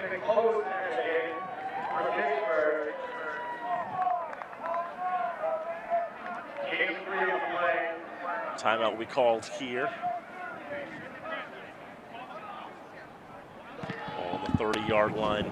Illegal substitution, 12 players on defense, 5-yard penalty. In this case, actually, the stoppage was for a penalty. It was a Canadian defense against the Falcons. So we've seen both sides of it today.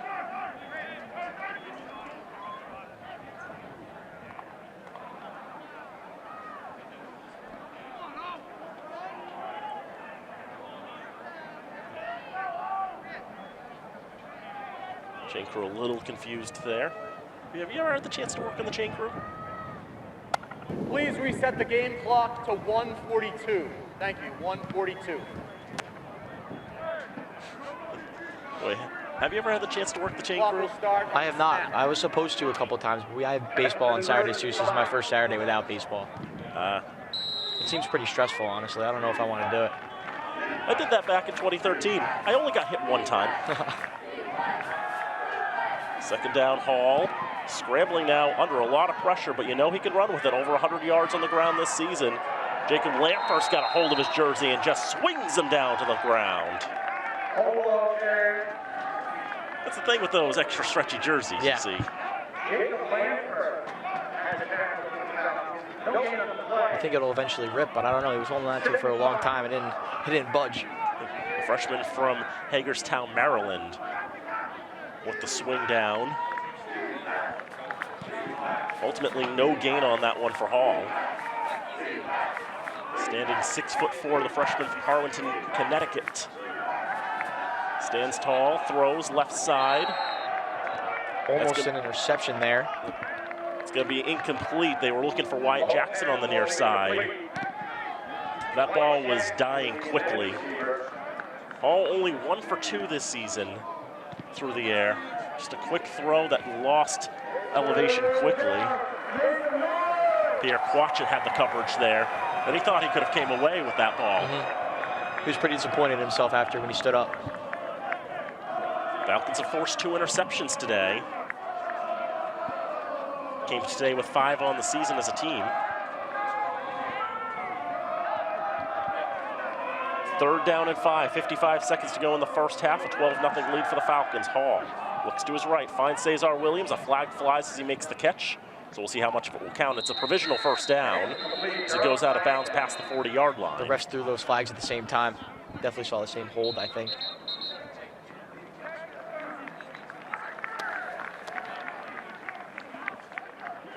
When you see synchronized flag throwing, it's generally not a good sign. Yeah.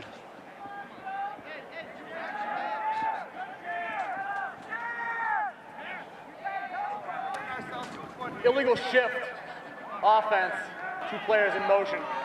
5-yard penalty, 3rd down. So not a hold this time, but 2 men in motion at the snap. Another one of those things that you can do in Canada, but not here. So we see Jackson going in motion. It looks like the receiver all the way up the top starts a little early. Yeah.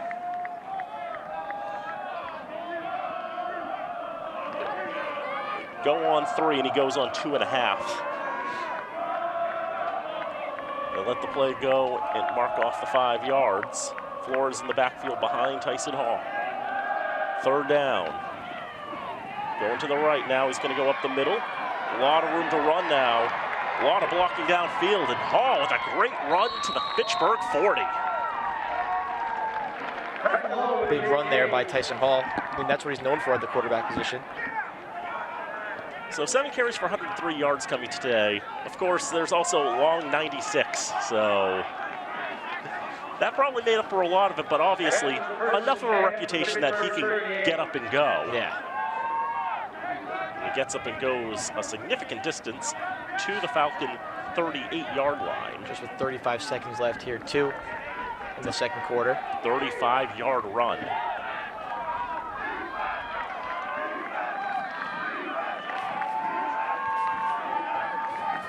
Williams goes in motion on the right side, creates a 4-receiver set. Hall wants to throw. He throws to the right. It's well in front of Williams and incomplete.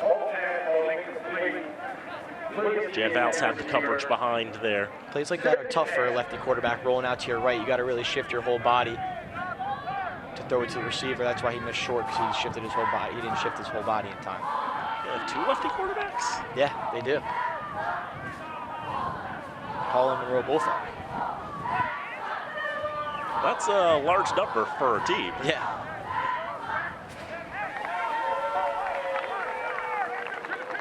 As we mentioned, Wes Canoyer not available for the Spartans today. So they've had to go to their second string with Kelsey Monroe's been picked off twice. Tyson Hall throws over the middle. It's going to be caught by Wyatt Jackson, immediately tackled by Peter Quatchett. It'll be 1 yard past the line to gain. It'll be a first down. So now under 2 minutes to go, stop the clock and move the chains. Hall rolls to the right. He's going to run for it again. Trying to get out of bounds, and he does. Manny Cano will just shove him out of bounds. Stop his progress with 11 seconds to go. Here in this first half of play, Castleton looking for their first score. An interesting thing, when the Falcons got that pick six, that actually marked the end of a 3-game streak in which the Falcons failed to score a touchdown against Castleton. Oh, wow. They'd been shut out twice and then held to a field goal last year.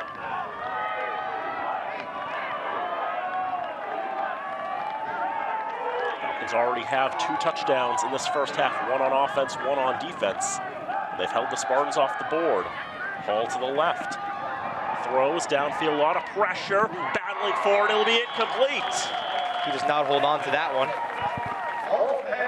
Calabro hits the ground and loses control of the ball. 2 different Falcons back there, lots of pressure, lots of everything going on. I'm sure that's tough too, battling with the sun for that ball too as well. Timeout, Fitchburg State. That is their second. Falcons would call their second timeout with 3 seconds to go in the first half of play. A 12-0 lead for the green and gold. Trying to finish off a clean half. Mentioned 30-game losing streak in conference play for the Falcons. It's not the national record. I don't know what the national record is. That's not something the NCAA keeps track of. Yeah. But one thing I can tell you, one streak that existed that's longer than that, North Park of Chicago lost 89 consecutive conference games from 2000 to 2012. Oh, wow. That is a lot. From October 7, 2000 until they beat Carthage 22-20 on October 5th, 2013. The conference they play in, the College Conference of Illinois and Wisconsin, is home to the current #1 team in the nation, North Central. So it's a challenging conference.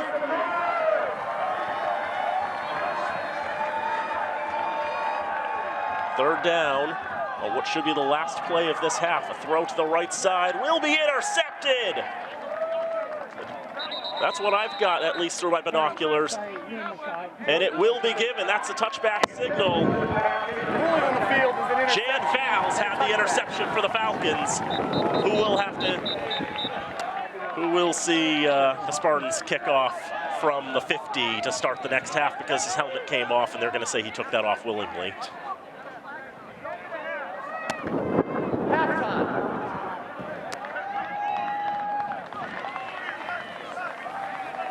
Three interceptions in the first half here for the Falcon defense. So now they're actually going to talk to see if Valls took his helmet off willingly, if it was ripped off. It kind of looked like through our eyes It looked like it got ripped off. So they will talk about that there. I believe it would be enforced on the subsequent kickoff. And he does the kick return too for the, right? Not Valls. Oh, yeah.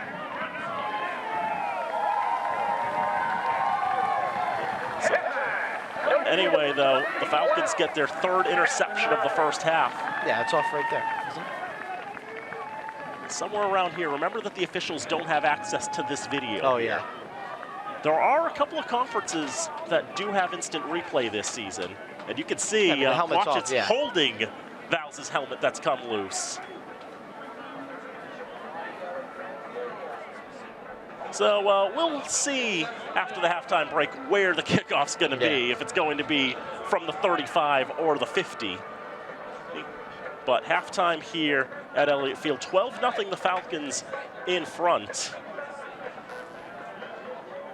You know, the offense, 104 yards of offense, 1 of 7 on 3rd down, could be a little better in that regard, but holding Castleton to 119 yards of offense and picking them off 3 times, I think that's a big positive. You know, and big also positive defensively. 5 of 16 Castleton win in the first half throwing. Obviously a different team without Wes Canoyer. Oh, yeah.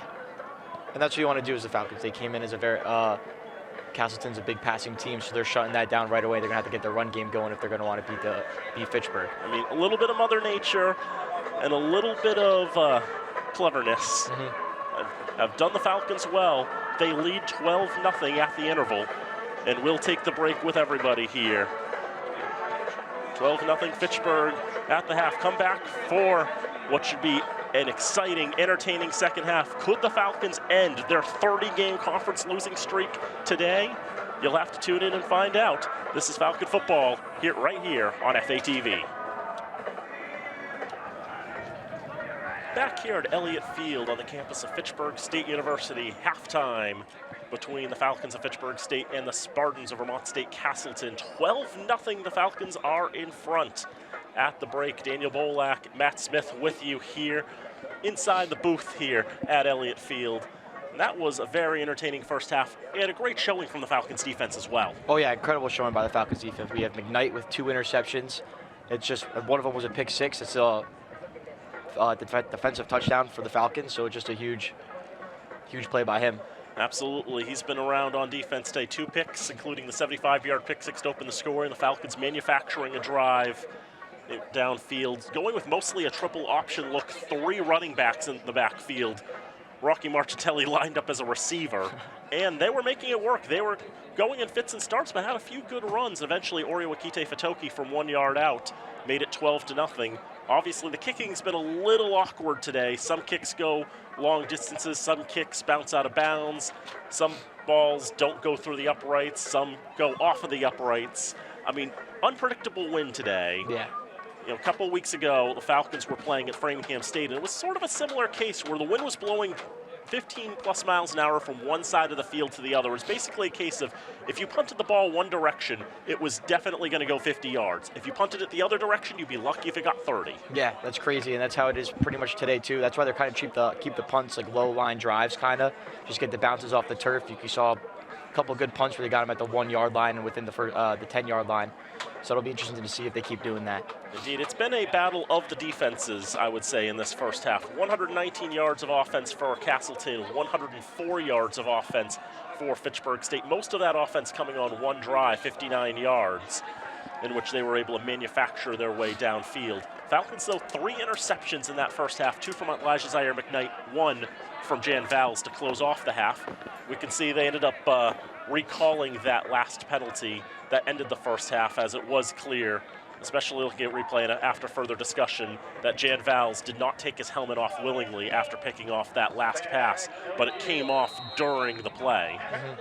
Now, Jan Valls a couple of years ago, when he got what turned out to be the winning score against Dean here, did take off his helmet in celebration that time, so it's an offense he has actually been guilty of in the past, just not this time.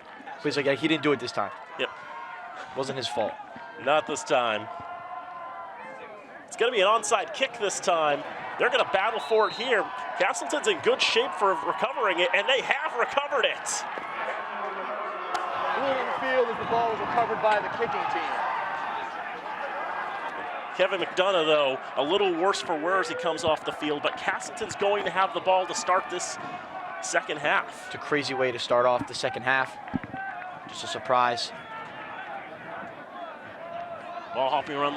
You can see the Falcons were not at all prepared for it. No one was ready for that. Only one Falcon really in the vicinity of that ball.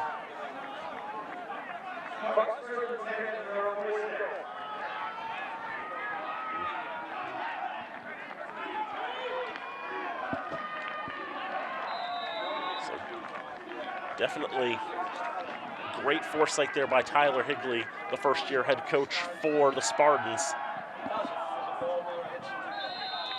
Throw on first down by Tyson Hall to the near side is incomplete. Tried to get that one to Jackson. Just didn't get enough on that throw, just missed him short. It's been a problem here for Tyson today, just missing defenders right at their feet. If you missed the beginning of the game, Wes Canoyer, the starting quarterback for Castleton, unavailable today, so they're going to the next string. Kelsey Monroe was 4 of 10 for 19 yards and was picked off twice. We mentioned one of those was a pick 6, 75 yards back by Elijah Zaire McKnight. Tyson Haldo is just 1 for 7 right now. He is the leading rusher, 46 yards on the ground, 35 coming on one run. Big man at 6'4". He is able to rumble downfield. That was Keeling there with the run for Castleton. Keeling going to the right side. credited as 2 carries for 10. I think one of those was mistaken identity, so I think he's actually over 20 yards on the ground today. Knows the football just short of the 50-yard line. Castle has to get to the Falcon 44 for a fresh set. 2 for 9 on 3rd down in this contest. Castleton only 26% on the campaign, so that's not too far off the mark. Hall to the right side, ready to tuck and run, but quickly runs out of space, pushed out of bounds, does not even get back to the line of scrimmage.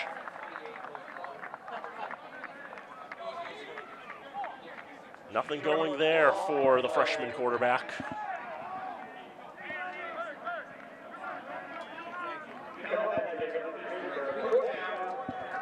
It's 4th down now here for Castleton's offense. Looks like they're going to stay on the field. If they were ambitious enough to go with an onside kick to start this, they're not going to give the ball up that easily, I think. Why not try to continue the momentum? 4th and 7. Hall throws left side, 2v2 coverage, diving catch is secured. Jacob Calabro, the junior captain from Manchester, New Hampshire, gets the catch to convert on 4th down. Full out extension there to lay out and catch that ball. Beautiful ball there by Hall as well. Put in a spot where only Calabro could make the catch. Maybe took a little bit of extraordinary effort, but he makes that full extension catch. The Spartans 23 yards from goal now, in pursuit of their first score of this contest.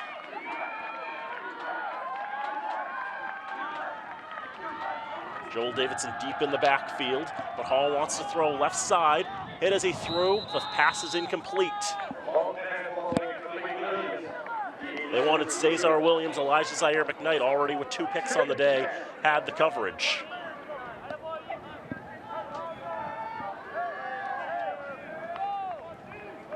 Had some time in the pocket and just took all the time he could. Pass was off the mark. Even if Williams had caught it, I don't think he would have been in bounds. I think he was still out of bounds, yeah. McKnight was all over him there too. That's not a cornerback I would be throwing to. 2nd and 10 from the 23-yard line. Left side hash. 3 receiver, 1 tight end set. Gonna go to Davidson this time. To the left side. We tackled by Bennett and Quatchit. 4-yard gain for Davidson. The junior from Spring, Texas, only had 5 carries coming into today.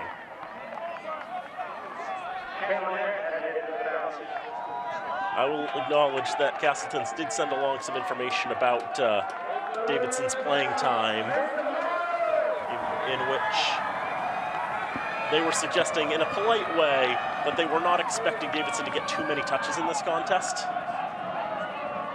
But he's already quickly worked his way into the rotation.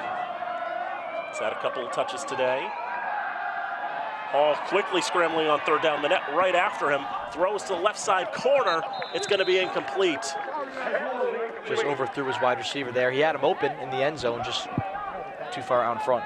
Wanted Wyatt Jackson, but the problem was with Cam Manette immediately breaking into the backfield and making Hall scramble. You can see he basically goes into the backfield untouched.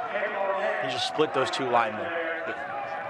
And so he's just got to throw it downfield and hope for the best.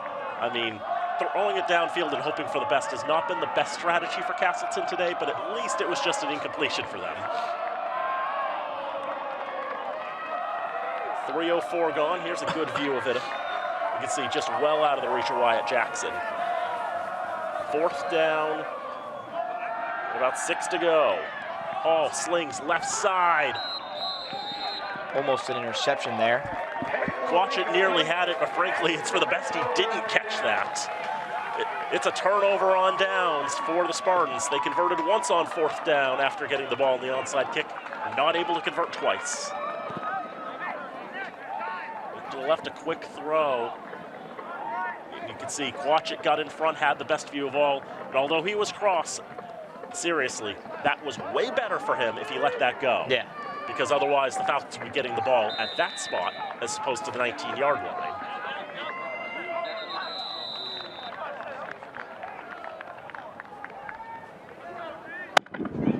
Substitution infraction, 12 players on offense, 5-yard penalty. It's happened a couple times First today. down. That's the third time today. Twice against the Falcons. The first time it was against the team that has a Canadian quarterback. But this time the Canadian formation called against the Falcons for the second straight time. 2 backs in the backfield. And with misdirection, it's Fatoki who takes it on first down. I actually thought it was Aguirre at first, but Fatoki ultimately ends up with it. And enough misdirection to get a good amount of yardage on first down. It's a 4-yard gain.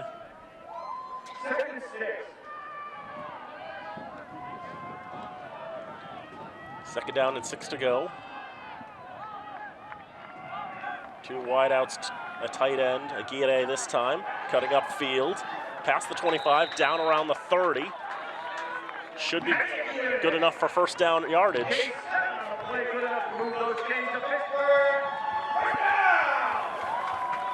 That'll be the Falcons' 6th first down of the contest. Aguirre finding the holes on the numbers. And a 6-yard gain for the senior from Laredo, Texas. Aguirre and Fatoki in the backfield. What's going to be a pump and go. So here Gomez looking for it downfield. Long ball there. Gomez gave his best effort. Marcelli's overthrew it just a little bit. Good pressure there as well from Ian DiTullio, the graduate student from Plattsburgh, New York. That's way up there in New York State. That's 20 minutes from the Canadian border, upstate. I'm estimating, I've never been up there. Oh, okay. But I know about thereabouts, they have a very good collegiate ice hockey team up there. Men's and women's, in fact. They don't have football. Fitchburg State has one of their all-time NCAA victories up there. That in the sport of men's basketball.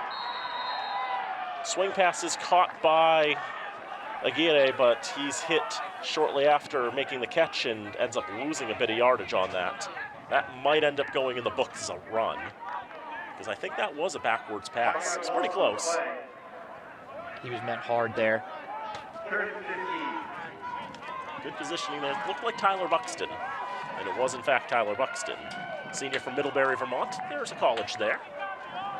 Middlebury College. They're the Panthers. They play in the NESCAC.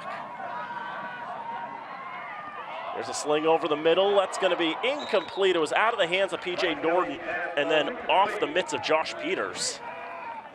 Almost intercepted there by Castleton. Just too hot to handle for Norton, and then Peters nearly coming away with it. There have been a couple of Marchitelli's interceptions this year which have been more deflected by someone and then falls into the hands of an opponent. That one was just thrown behind Norton there. He didn't have much to do with that ball. It's going to be really hard for him to get a hold of that hot pigskin. Hunter Sands back on to punt.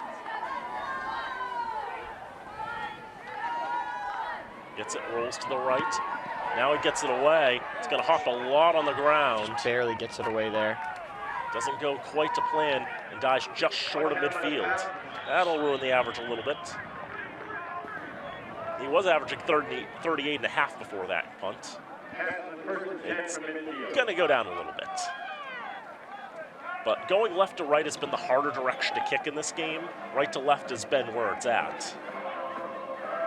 That time, just the pressure coming into the backfield.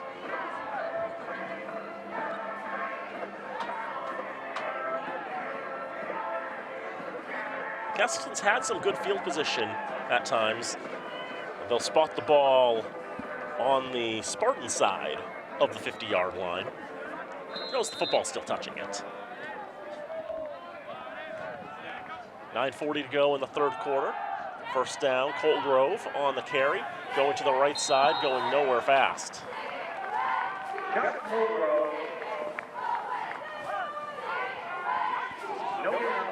Not much gain there by the junior from New York State. Also noticed Alex Simon, one of the linemen, a bit slow to get back up. He's a junior from Amsterdam, New York.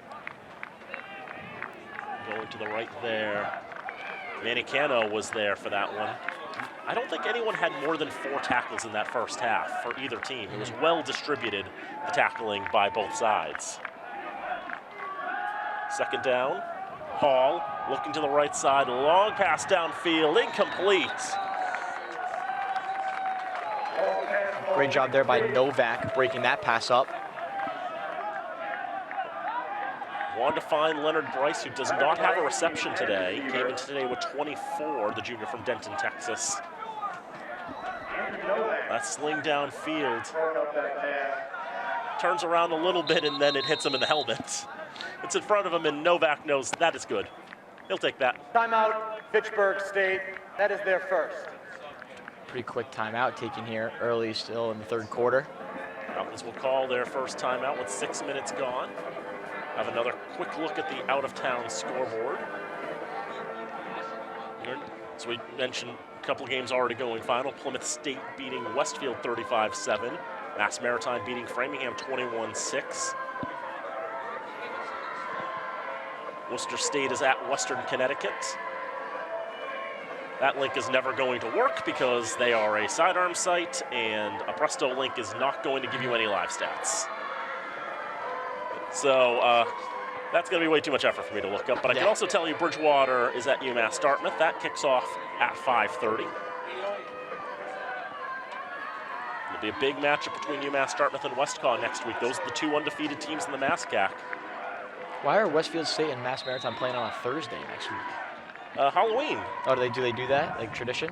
Well, they're doing it this year.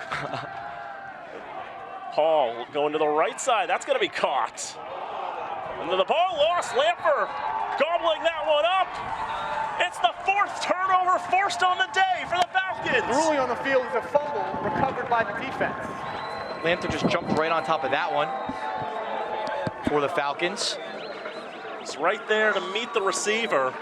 Wide receiver just coughed it up, trying to do a little too much, I think. Just when it looked like Castleton had it going, it was going to get a first down here. Puts on the moves, and it's like he's trying to, I think that's Bryce who was trying to move it from one arm to the other. And he just loses the handle on it, and Jacob Lamper says, I will have that, thank you very much. I think Val's actually got a hand on that ball, knocked it loose. We'll give credit to both of them there. Back to the triple option offense for the Falcons. First down up the middle. It's like Oreo Fatoki gets a couple of yards. To the 39-yard line. This was the formation the Falcons were finding the most success with in the first half. Is a formation in which Matty Aguirre, running back by trade, well, he's been pretty much everything in his career for the Falcons.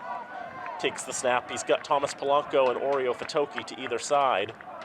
And they've had Rocky Martitelli lining up as a quarterback, as a running back, as a receiver. There, I've named every position. I've got to get them all right at some point. Gary takes it himself, gets a couple of yards this time. You know now that Castleton's had a chance to talk about this kind of formation, that He might not be able to work as effective anymore. Yep, Martitelli wasn't on the field for the last couple of snaps, but they had him lining up as a wide receiver. This time they're going to switch back to a slightly more conventional shotgun formation with Aguirre to the left of Rocky Martitelli. Was out last week, back in the lineup this week. Third down, sometime throws. That's intercepted! Ian DeTulio is able to grab that one for his 3rd pick of the season. Ruling on the field is an interception. He just jumped that route. Saw the ball from Martitelli and just jumped it. Great play there. Just throws over there, looking to that left side, and DeTulio is just right in front. He was looking for Cohen. And you know, DeTulio grabs that as if it was meant for him. 9th interception of the year against Rocky Martitelli.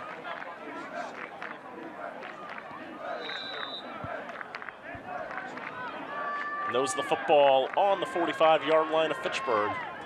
5 turnovers in this contest, not including the ones on downs. Hall scrambling under a lot of pressure. He's going to be sacked. He was sacked by a whole bunch of guys there. Cam Minette's in on that one. Grant McHose is there. I think Burmester was in that one as well. Pick your favorite ones there. Sacked by committee. And you know, on that one, I think they were a little hesitant to blow the whistle because they know that Hall's got the ability to scramble on that one. They thought maybe he had the chance to escape. Wanted to give him every opportunity.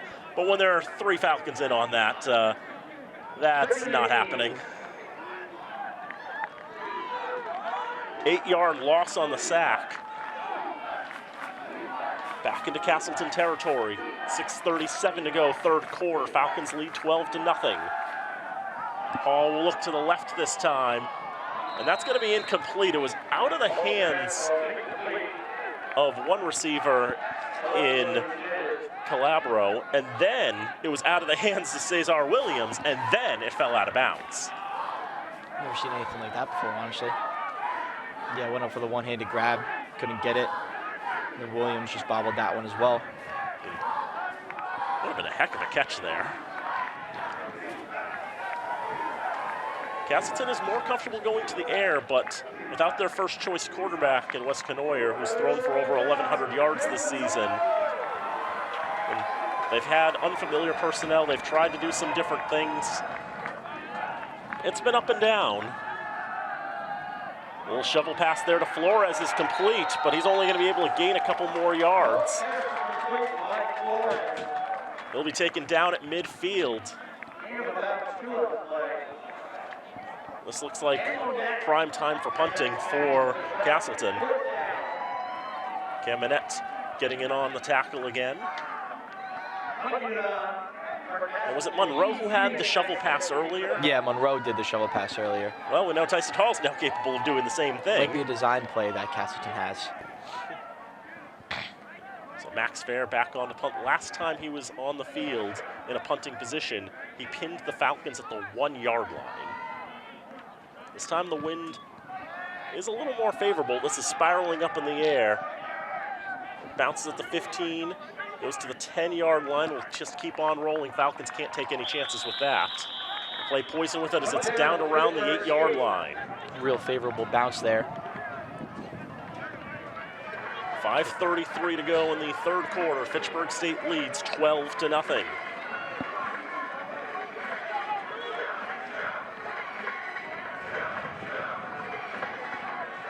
You know, there are some computer systems out there that exist to try to give you an idea what they're expecting for a kind of game. Of course, computer systems don't know about injuries. But I can tell you the one that liked the Falcons the best was Logan Hantz's system.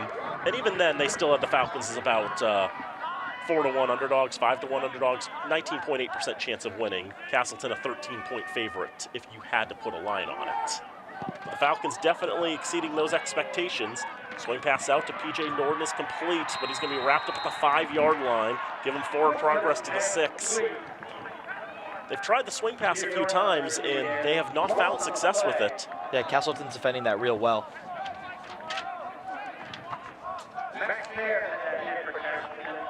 The punter Fair, who was a defensive back by trade, was the first to arrive. Stopped Norden for a loss of 2. 2nd down and 12. Carry to Oreo Akite Fatoki. Out to the far side, gets to the 12-yard line. Gets a few on that one. About half the distance he needed to get a fresh set of downs. McDonough was there on the tackle for him. We've been saying his name a whole lot today for this Castleton defense. He's one of the best players, one of the anchors of the Spartan defense. Again, 82 tackles coming into today.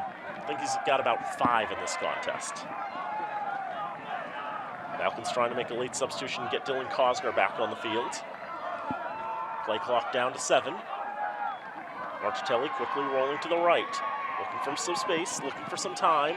Throw downfield is incomplete.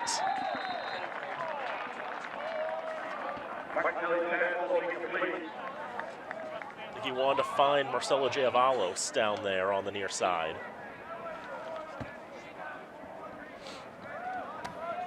Holding, offense number 7, that penalty is declined. 4th down. Costa was called for the hold. Just a little bit of a high one, and Avalos already sort of getting tackled as he was trying to come up for that ball. Timing was fine there. It was just a matter of coming down with it. A little high, lot of pressure. Got his fingertips on it, not much more than that. The penalty, the reception would have only forced Castleton to accept that penalty and make the Falcons take another shot at 3rd down. But instead, they'll decline the penalty and take 4th down. Sands on to boot it away again. This time we'll go with a conventional kick, which he finds more success with. As backpedaling to the 46-yard line with Cesar Williams, he comes parallel to the 45. Makes a nice spin move there at the 40, 35-yard line, still on his feet until he's finally tackled inside the 30-yard line. Penalty flag on the field, though, will perhaps nullify some of that.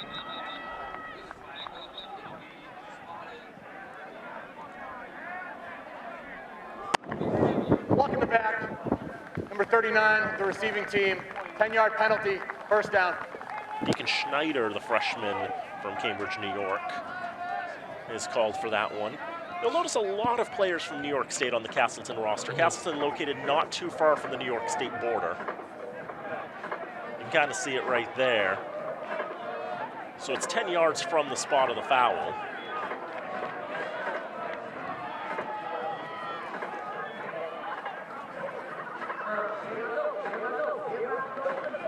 And the problem with that is once you walk that off, it basically means just about none of that return is going to count.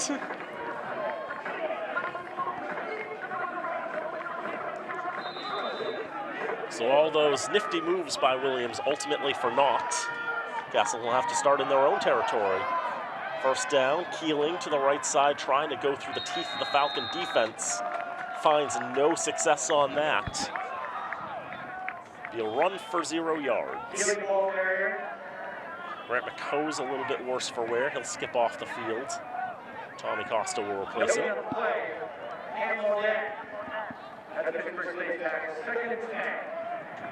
So you have a look there, but yeah, there's Grant McCoe's coming off.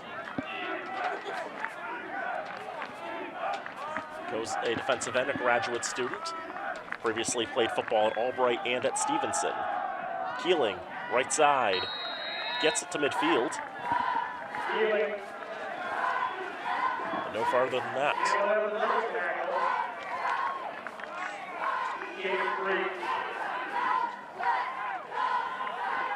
Gambonetta already up to 8 tackles in this contest. Kevin McDonough is the leader for Castleton with 5. Nobody else in the Spartans has more than 3. Danny Cano also with 6 tackles for the green and gold. 3rd down coming. And the Spartans 2 for 13 now on 3rd down in this contest. We've only had 3 3rd down completions in this whole game on 23 attempts. Been a good day for the defenses. That ball is going to skip into the ground. Wanted Wyatt Jackson. That's been a problem too, underthrowing the receiver. And I know the wind has got to have had a factor in that. You throw the ball and it doesn't quite get to where you want it to go. Yeah, that one hits the ground before he gets it into his body. We'll try to sell it a little ref. bit, but yeah, not happening. We've seen Castleton be a bit ambitious. They've gone forward on 4th down 3 times today. They've converted once. They're going to have another go with a 4-receiver set, 3 to the near side. Tyson Hall with a bit of a juke. We know he can run for it. He's not going to even make it back to midfield. Falcons force a turnover on downs. Lanford was there with the hit for Fitchburg, making sure they cannot convert on 4th down. Falcons played strong defense, didn't give Hall anyone to throw to, so it just runs forward, and Jacob Lampert with the stop. The Falcons are still up 2 touchdowns with 2 minutes left to go here in the 3rd. Just 164 yards of offense for Castleton, averaging just 3.3 yards a play. If you got 3.3 yards on every play, you would get first downs all the way down the field. Throw over the middle, caught by Zahir Gomez. Take him down at the 41. Falcons playing quick here now, doing a little hurry-up offense. Definitely going to make the Spartans scramble a little bit on defense. Try to keep them uncomfortable. Second down, Aguirre, right side. Spins off a tackler. Swung down at the 36-yard line. That'll be a first down.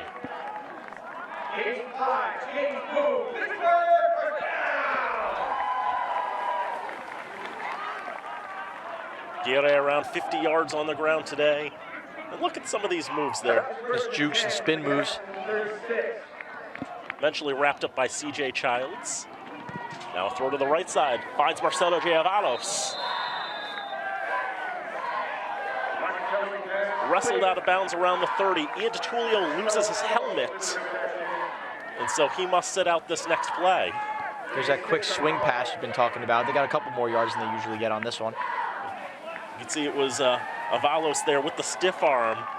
Just hands to the face that forces the helmet off.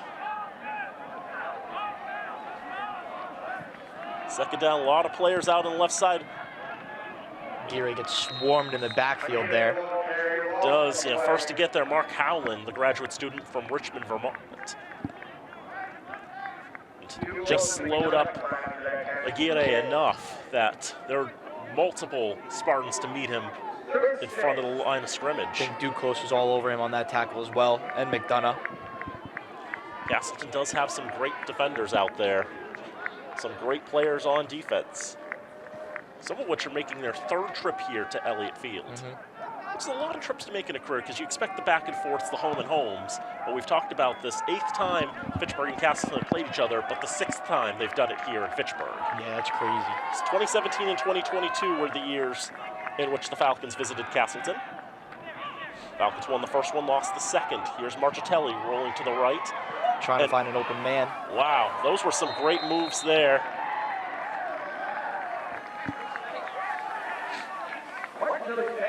And that was complete to Zahir Gomez. I was not sure if I believed it myself. That was just some tremendous work by Marchitelli, who by all rights should have lost yardage on this. It's the end of the third quarter. Look at these moves there, deking out the defender, getting up to the line of scrimmage, getting that pass off. Great catch by Zahir Gomez. Nice toe tap there by Gomez. Making sure he stayed in bounds. We're now at three-quarter time here at Elliott Field. The Falcons still lead by a score of 12-0. Let's take a moment to thank RFA TV underwriters. Fitchburg Access Television's remote productions are brought to you in part by Rollstone Bank and Trust, Acme Carpet One, All One Credit Union, The Sentinel and Enterprise, Minuteman Press, and Unitil. So I want to thank our crew while we've got a moment. Nate Glennie, our director, Travis Falk, audio graphics and technical support, Evan Schackenbach and Raman Como on the lift, Henry Christensen doing replay, Casey Gauthier, Melanie Nashif doing camera down on the field, and Matt Smith here with me, Daniel Bolak. We thank you for tuning in to our coverage here on FATV. Got 4th and 2 here for the Falcons. A throw to the right side is caught. Out of the empty backfield, the throw is to Matty Aguirre, and that's a first down. Falcons got to the line and snapped it quick. They're keeping this quick tempo approach here in the 4th quarter. Never hesitated, went straight for it, knew exactly what they wanted to do and exactly what they needed to do to get the first down. I thought McDonough was going to get to Marchitelli. Fresh set of downs for the Falcons. Actually have more 4th down conversions than 3rd down conversions in this game. So they go back to that triple option. But Oreo Fatoki's going to be wrapped up right at the line of scrimmage. Nothing gained on that. And a great defensive game between these two sides. Just 14 first downs in this contest between the two teams. I can tell you that's a low number. Yeah. Two strong defenses going at it. The Falcons are going to let some clock run off here. They got the lead here. They can do whatever they want. A 2-score lead in the fourth quarter. I don't think they've had a 2-score lead in the fourth since the Dean game. Yeah. Back in the first game of the season, also won by a 12-0 scoreline. Marchitelli, a little bit of a pump, throws right side. Gomez looking for that one in the end zone. Touchdown, Falcons! Zahir Gomez with the catch, his 5th touchdown of the season. The Falcons lead 18-0. Insane catch there by Gomez going up and getting that ball over the defender's head. Great coverage there, great battle for that ball. 1v1 coverage in the right corner. There's DeTulio doing all he could, but it was just over him, and Gomez able to haul it in. The junior from Whittier, California. Gets the Falcons' 3rd score of this contest. Falcons are going to go for 2.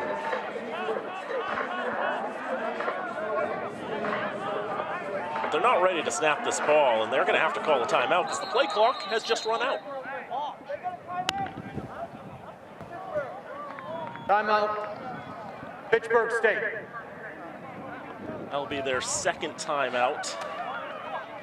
13:32 to go here in the fourth quarter. The Falcons now leading 18-0. Mentioned, Nate Glennie, our director today, actually came from Trick or Treat on Main Street. That is their 2nd. And came in costume too, working today. It was one of those things you had to be there to believe it. Also want to give a shout out to our North Central News crew of Josh Cronin and Zoe Christoxamidas, who also were at Trick or Treat on Main Street in costume. And a special shout out to Zoe too, because I've never seen anyone do this before. She went to Trick or Treat on Main Street dressed as me. That's funny.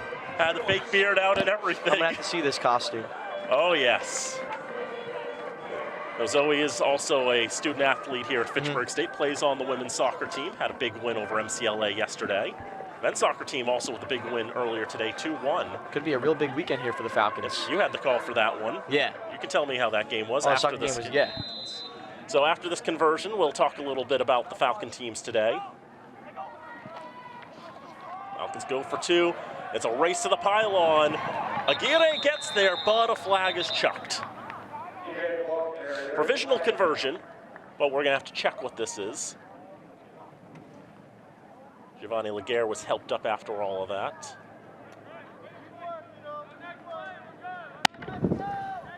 Holding. Offense number 4. 10-yard penalty. We will repeat the try. Emilio Cavey called for the hold. The Falcons will have to try to convert from 13 yards out. They're gonna kick this one now. Costa's got the leg for it, so it'd be a 30-yard extra point, and he hit from 31 just last week. But yeah, to finish that one too with Zoe and Josh went to Trick or Treat on Main Street dressed up as Nate.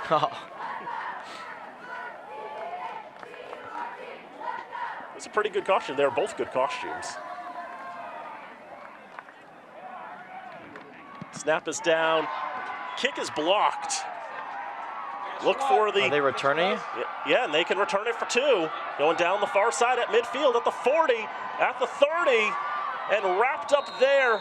DeTulio wrestled out of bounds at the 23-yard line. It would have been a defensive deuce had they made it all the way back. But it'll stay 18-0. Brown doing a great job at being able to chase him down. Deny the 2 points from them. By the way, just to put a bow on the whole Trick or Treat thing, I believe Zoe and Josh are working on another episode of North Central News where you'll be able to see those costumes. So stay tuned to FATV for that'll more be on that. interesting, yeah. Good block there. Just you can see that Corsair getting his mid on it. His left hand, at least the hand to the left for me. Whoever it was, we know he's got a 7 in his number. Good block, though. So no conversions in this game. Second extra point that went awry. We had a field goal that missed to the right from Castleton. We had an extra point that went off the upright. It's been one of those strange days. Strange game, yeah. All that matters is that the Falcons have an 18-point lead here. Our truck will confirm for us that it was Greg Childers, the sophomore from East Rutherford, New Jersey. Second time we've shouted out that hometown today.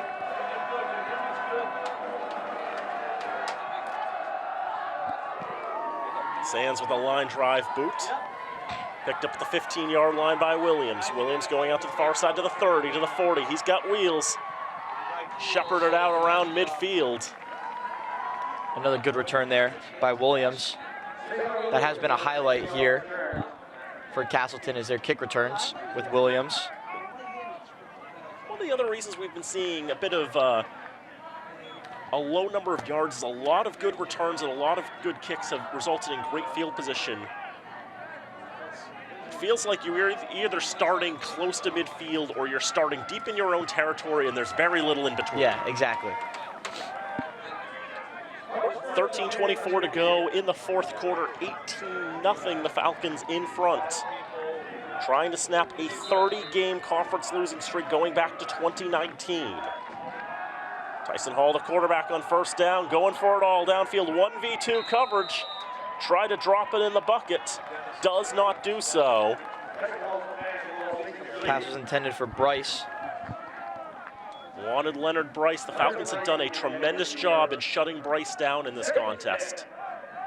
It's just a single reception on the day. And even the one reception was then immediately followed by fumbling the ball away. Yep.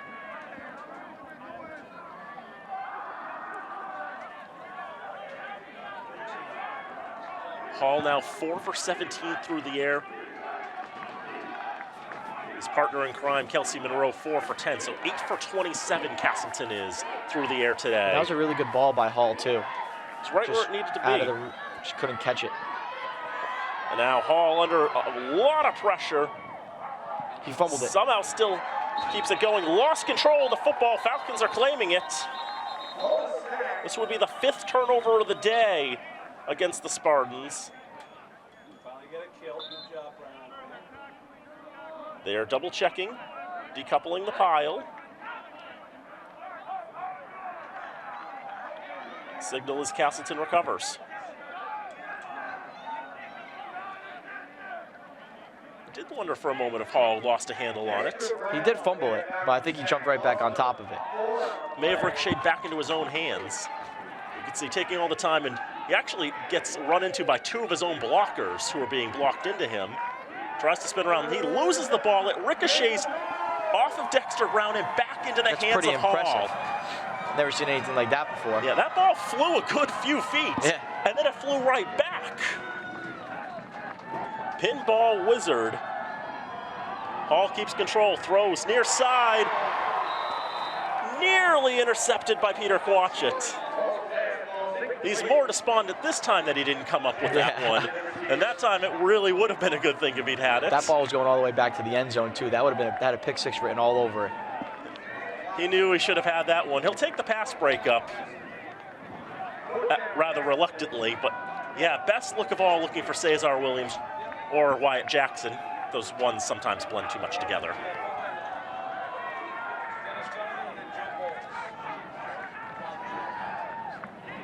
Fourth down now. 14 to go. That's what the box says.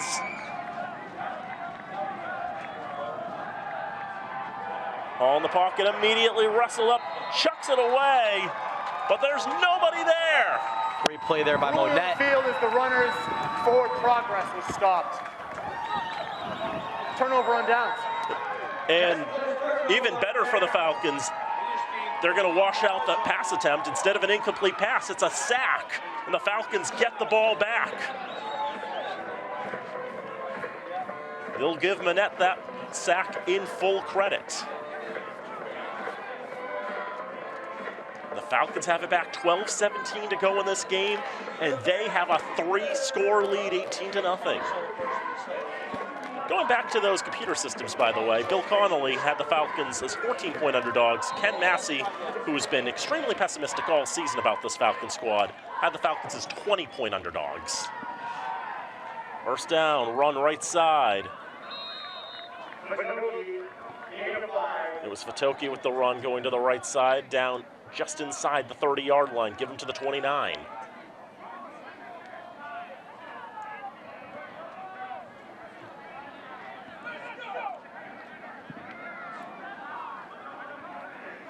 The Falcons defense putting on a gold star performance, now holding Castleton to under 3 yards per play. 54 plays, 146 yards. Second down for the green and gold. Going to take some time. A couple of linemen stand up. Now get back in position as the play clock dips under 10 seconds. Marchitelli goes to Fitoki, left side, protecting the ball, keeping control of it, controlling the clock. So all the Falcons really have to do now is control the clock, let some time run off, get some first downs. Work their way downfield, try to manufacture something. Couple of yard gain there, brings up 3rd and 5. Again, the Falcons have been better on 4th down than 3rd today. 2 of 2 on 4th down, but 1 of 11 on 3rd.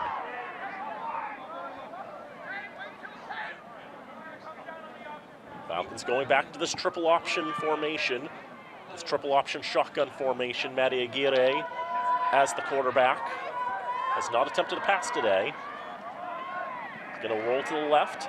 Stay on his feet, get to the 25, to the 20, the 15, another move to the 10, the 5, touchdown Falcons! Absolutely insane run there by Aguirre. 24-0 to the Falcons! Matty Aguirre from 20 plus out. Like we said, 4th down. More efficient on 4th down than 3rd down. It wasn't 4th down yet. The Falcons' second 3rd down conversion of the day is a big one. Look at that last move. Digging C.J. Childs out, and Aguirre brings it across the line. His second rushing touchdown of the season. There is a player down here for Castleton. That will put a bit of a damper on things. We'll go and make sure that he is all right as he gets great medical attention prompt here on the near side.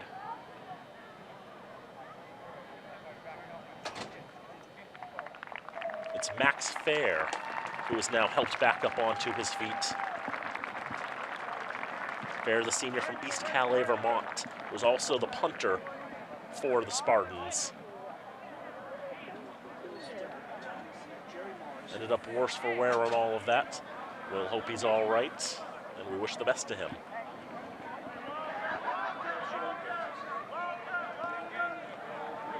The Falcons have not legally completed a conversion today. Had a 2-point conversion that was completed but called back on a hold. Had an extra point blocked, had one hit the upright, had another conversion that was stopped half a yard short of the line. It's pretty rare at the college level to see 24-0 on 4 touchdowns. The Falcons will try to make it 26, going back to the triple option. Again, Aguirre in the middle of that. KB goes in motion to the right, but whistles. False start here. False start, 75, offense, 5-yard penalty. Heard one of the officials, the one who had the call, yelling, 75! Yeah. So Kevin Vieira digged for that. Falcons will have to try from 8 yards out. So then it becomes a now what? Falcons' last penalty decided to try the 30-yard extra point. That was Block City.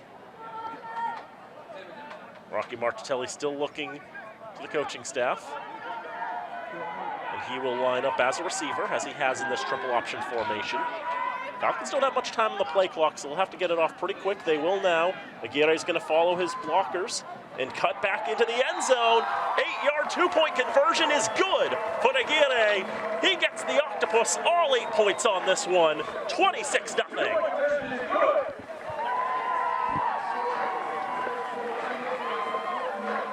Aguirre have a very impressive game here. Pretty much doing everything for the Falcons offensively. It's Been an excellent game for Matty Aguirre. 15 carries, 75 yards and a score, and helping to anchor this triple option look. Very unconventional. The Falcons just starting to play around with this last week. It's working. Definitely used the bye to their advantage in that regard. And this is the best the Falcons have looked all season. Oh, yeah. In fact, this is the best the Falcons have looked in a long time. This is the Falcon team that has only won 2 games since the pandemic. And they have not been in control of a game really like this at all during that period. They've beaten Dean twice. One of those wins here in 2022, that was a back and forth game. And then when they beat them earlier this year at their place, the Falcons really had 3 good offensive plays, and that was it. Yeah. A fake punt that Aguirre executed, and then 2 touchdown passes that went for scores from 40 and 99 yards out. But in this game, the Falcons have had it cooking on offense, they've had it cooking on defense.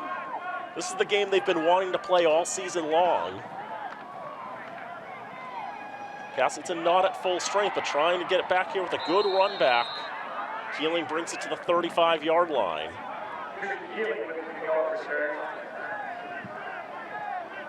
Burmester got the tackle on that one.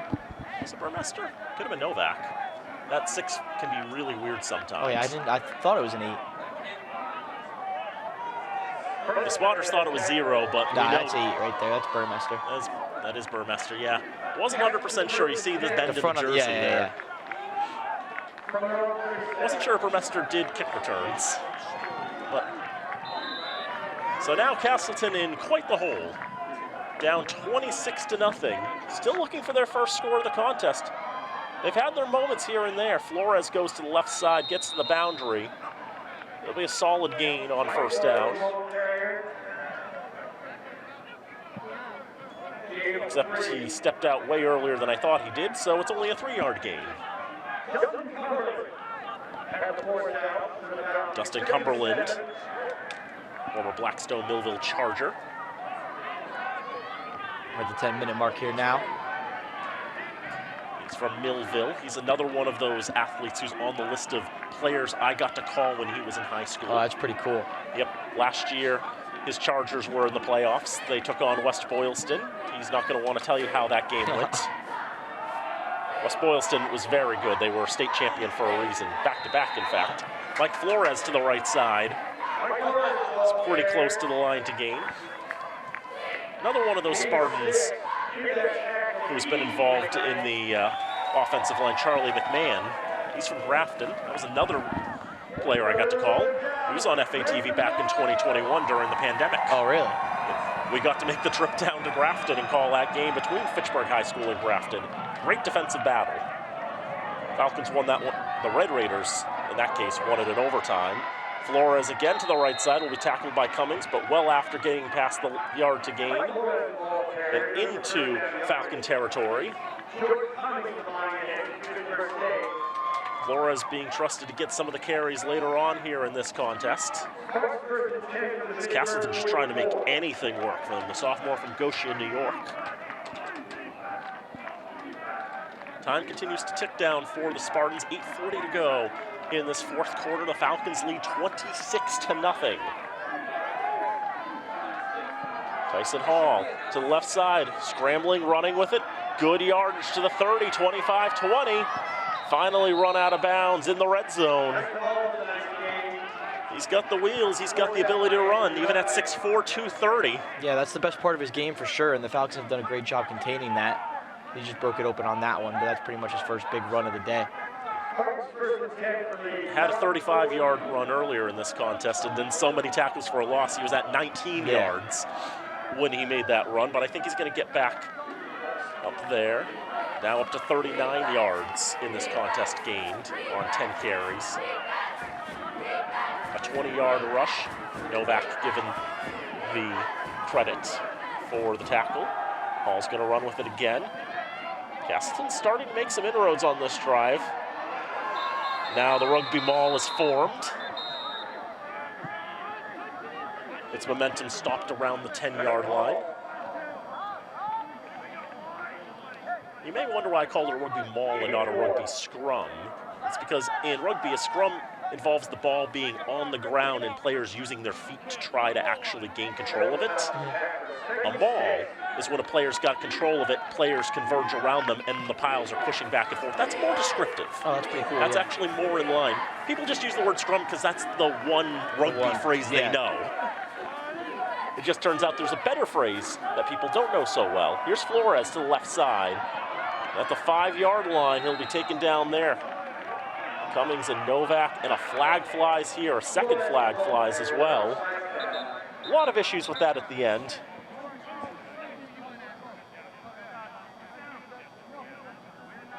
Initial rumblings in the booth suggest it's going to go against the Falcons, which would give first and goal. Unsportsmanlike conduct, number 99 of the defense. Half the distance, automatic first down. That is 99's first unsportsmanlike conduct foul. First and goal coming now for Castleton on the doorstep of their first score of the contest.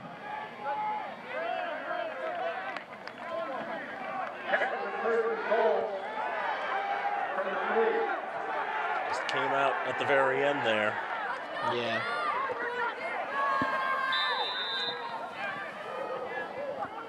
Flores remains in the backfield for Tyson Hall.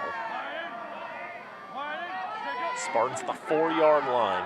4 shots from here. Runs into the pile. Will a gain of 1 yard on first down. If you get 1 yard per carry, you'll get there eventually from this spot, but of course, every time they are not able to get in, that's precious time running off. Even though we are probably in that spot where maybe it's a lot to ask for. You know, Castleton wants to at least get 1 score and then work from there. Yeah. Looks like they're going to try to do that now. 3 in the backfield this time. Go to Colgrove on the right side. He's not finding it. Lamper and Cummings there combining for the stop. Great job stuffing them on there. No gain out of that run. Lamper wanted to, let's see, that was Colgrove taking it. That was a heavy running back style backfield. You can see this was the first down run here. Wrapped up for a yard. That 3-back backfield, in addition to the quarterback, looked reminiscent of the formation that Mass Maritime was running last week. They go back to the tried and true running back in Christian Keeling. Now to the left. Hall will take it himself, dive across the goal line. He is short. Not often a 6'4" quarterback is called short, but in that case, he dove for it, did not make it to the goal line. 4th and goal from the 1.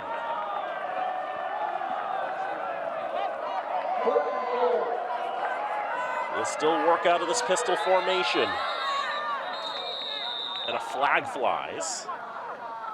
And a timeout. Imagine the play clock was perilously close to expiring. Yeah, I was confused why the flag came out. Timeout, Fitchburg State. Came from the back judge, who is the one generally charged with enforcing That is the their play final. clock.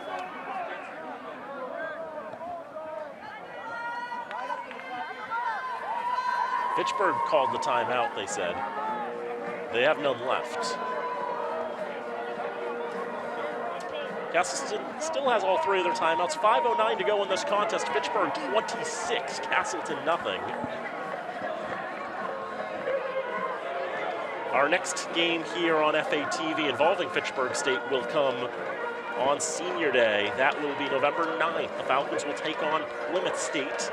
Noontime kickoff here from Elliott Field.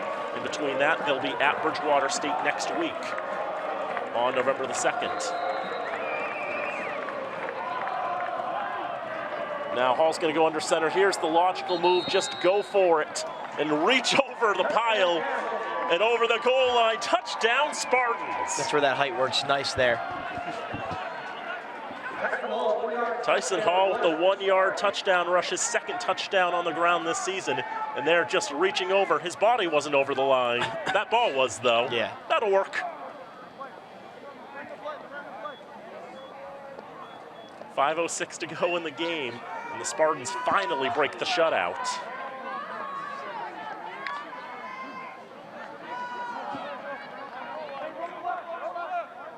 At this point, Castleton will go for 2.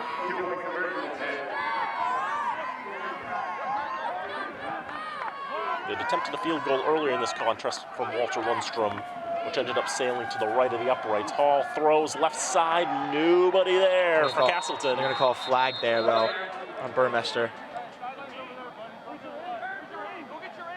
Sounds like pass interference. Pass interference, defense, number 8. Ball will be placed half the distance to the goal. We will replay the try. Tried again from 1.5 yards out.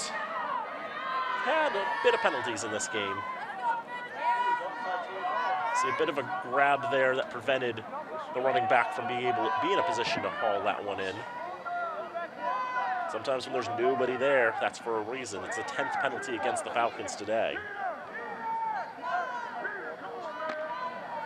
Spot of indiscipline on the contest. Over their number of penalties average per game, but actually under the yardage. 66 yards is under their average, about 75. Hall rolling out right side. A lot of gold shirts to meet him there, and he's not going to make it.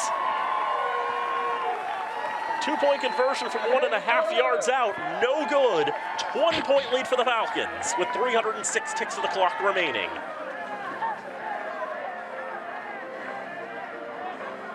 See the rollout there.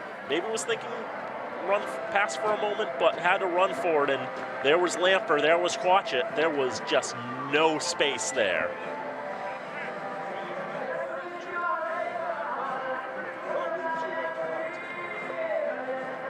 Ten plays, 64 yards, 5 minutes, 18 seconds for the Spartans to finally get on the board. I imagine they're going to onside kick, and I imagine this time the Falcons are going to have more than 4 guys on the line.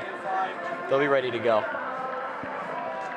Castleton already converted an onside kick in this contest, caught the Falcons by surprise, but ultimately were not able to do anything with it.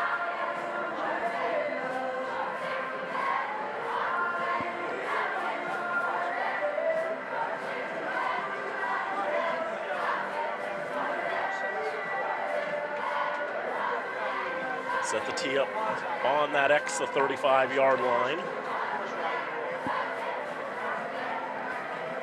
Yeah, they're ready for it. Connor Chilson, who's been the kickoff specialist, the junior from Salem, New York. This time the Falcons put about 7 there. Try to go a little deeper, and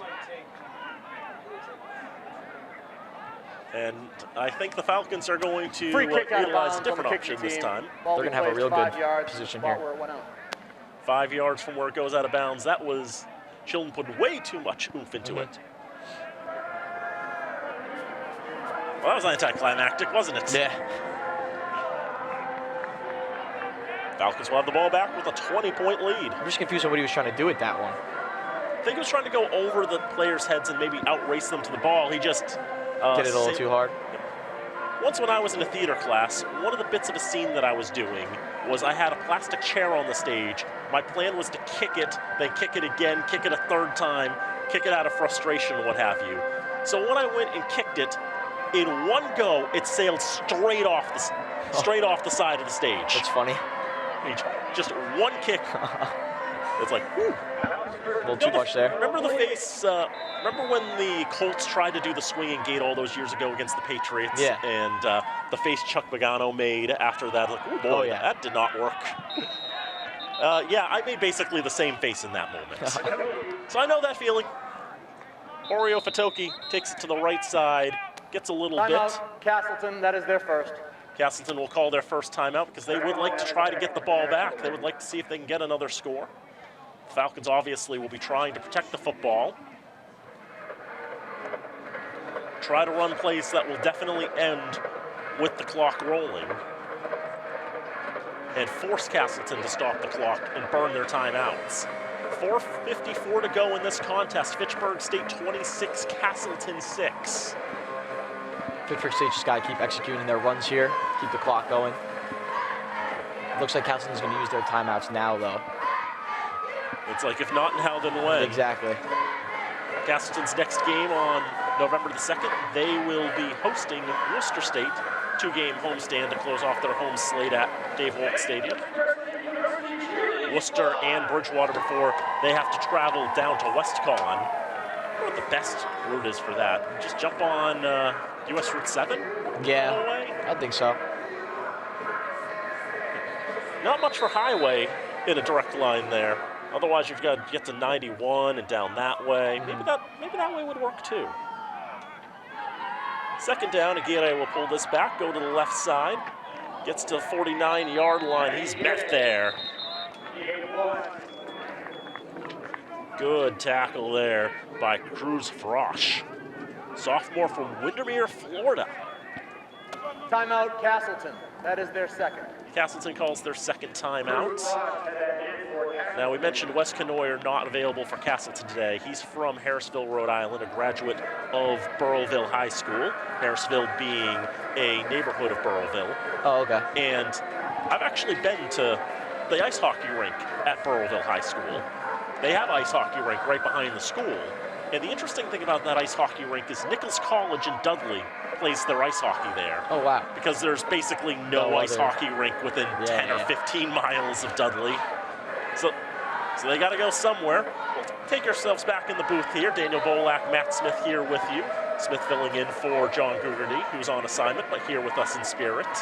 And having a great time. This is fun, and they're winning. They're winning as well. A 30-game conference losing streak for the Falcons could be just 4 minutes and 46 seconds away from being snapped. It's going to be Fatoki this time. Going to have the rugby maul that pile's form here. Moving. And look at the pile move. Got an extra 4 yards out of the sheer effort of the Falcons' offensive line.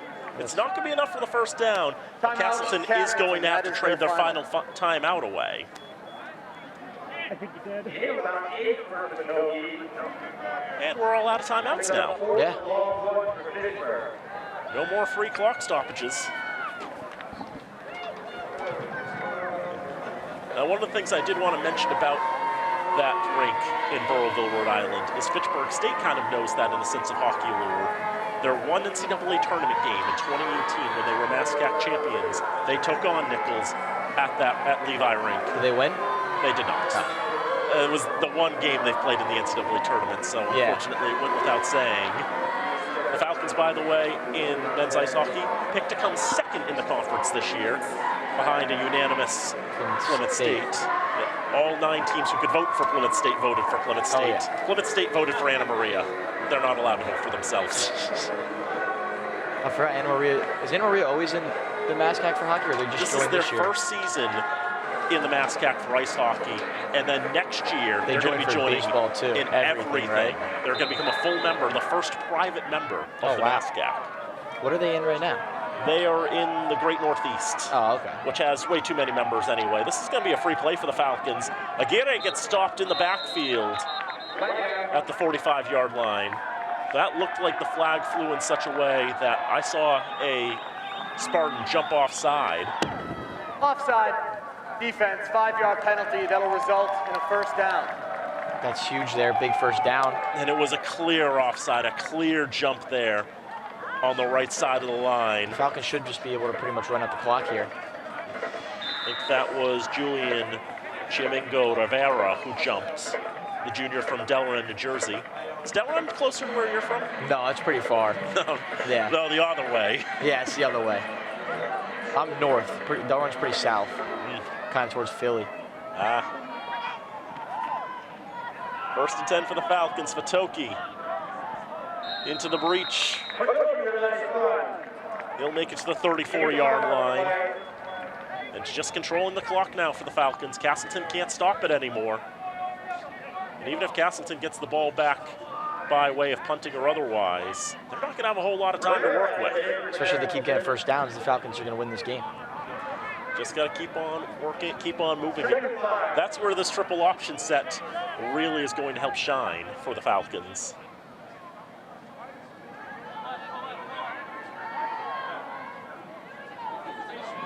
Still a 3-receiver set. And it'll be a carry. They had a man in motion there as Angel Andino Lozada was moving.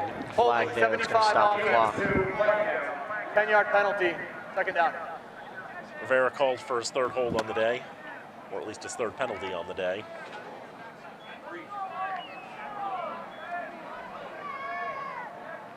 Pushes the Falcons back 10 yards to the 44-yard line.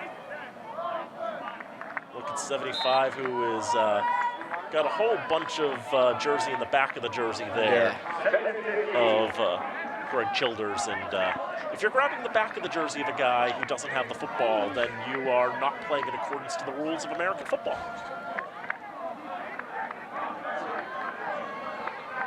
Under 3 minutes to go. Aguirre with Fitoki and Polanco standing right at midfield. There are no timeouts left, so this is going to have to be a delayed game. Offense, 5-yard penalty, second down. Well, the Falcons were intent on running every single second off the clock there.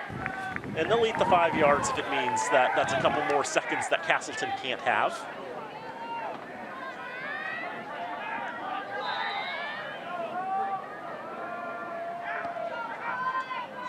No time to wait this time.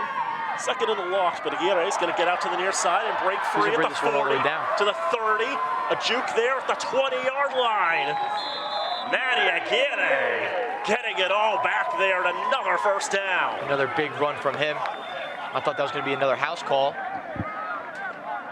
He's had one today. He's got the moves. Look at the skill here from Matty Aguirre, the senior. Playing as quarterback here in what feels a little bit like a makeshift formation. Again, it's a 3 running back formation, a no quarterback formation. They're just going to let this one go all the way down to the two-minute timeout. Yeah, the 2-minute timeout's going to stop the clock before anything else. And yeah, 3 kneel downs could end this game now. 2-minute timeout. This could very much be the final clock stoppage of this game. 2 minutes remaining in this contest, and the Falcons are on their way to snapping a 5-year losing streak. 5 years? November 1st, 2019, the last time the Falcons won a conference game.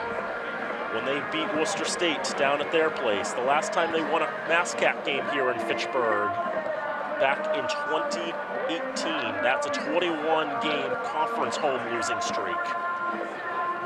And in 2 minutes from now, all of those streaks, all of those counters, you can reset them all to 0. Oh, yeah.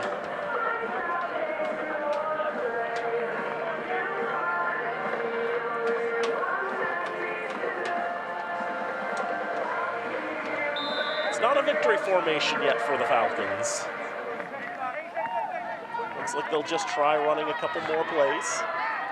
Put Polanco in motion here. As Fitoki will take it up the middle.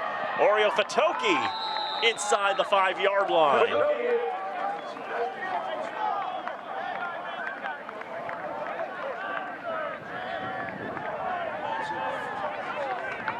First down and goal now for the Falcons.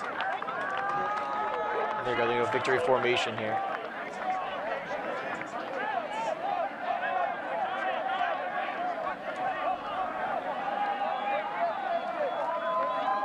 Falcons can take the victory formation. You can see them all jumping about on the sideline.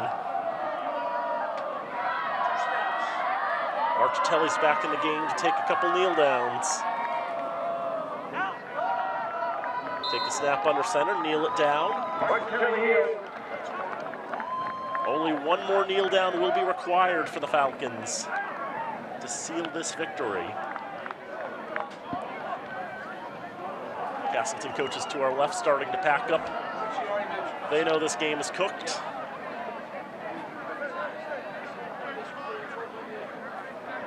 Must be a great feeling for Coach Abraham as well. His first conference victory. Just 1 year here. His first year as the Falcons head coach. It'll be the second win for the Falcons this season, but as we mentioned, all of those conference losing streaks. This one final kneel down these conference losing streaks. 30 games of MASCAC play the Falcons had lost in a row. That streak is broken with emphasis and authority. 26-6, the Falcons take down Castleton. Unbelievable game by the Falcons and their coaching staff, managing everything well. Good defense. We talked about last week, running defense wasn't there, but they were all over Castleton today. Just real good showing out of the Falcons. Love to see it.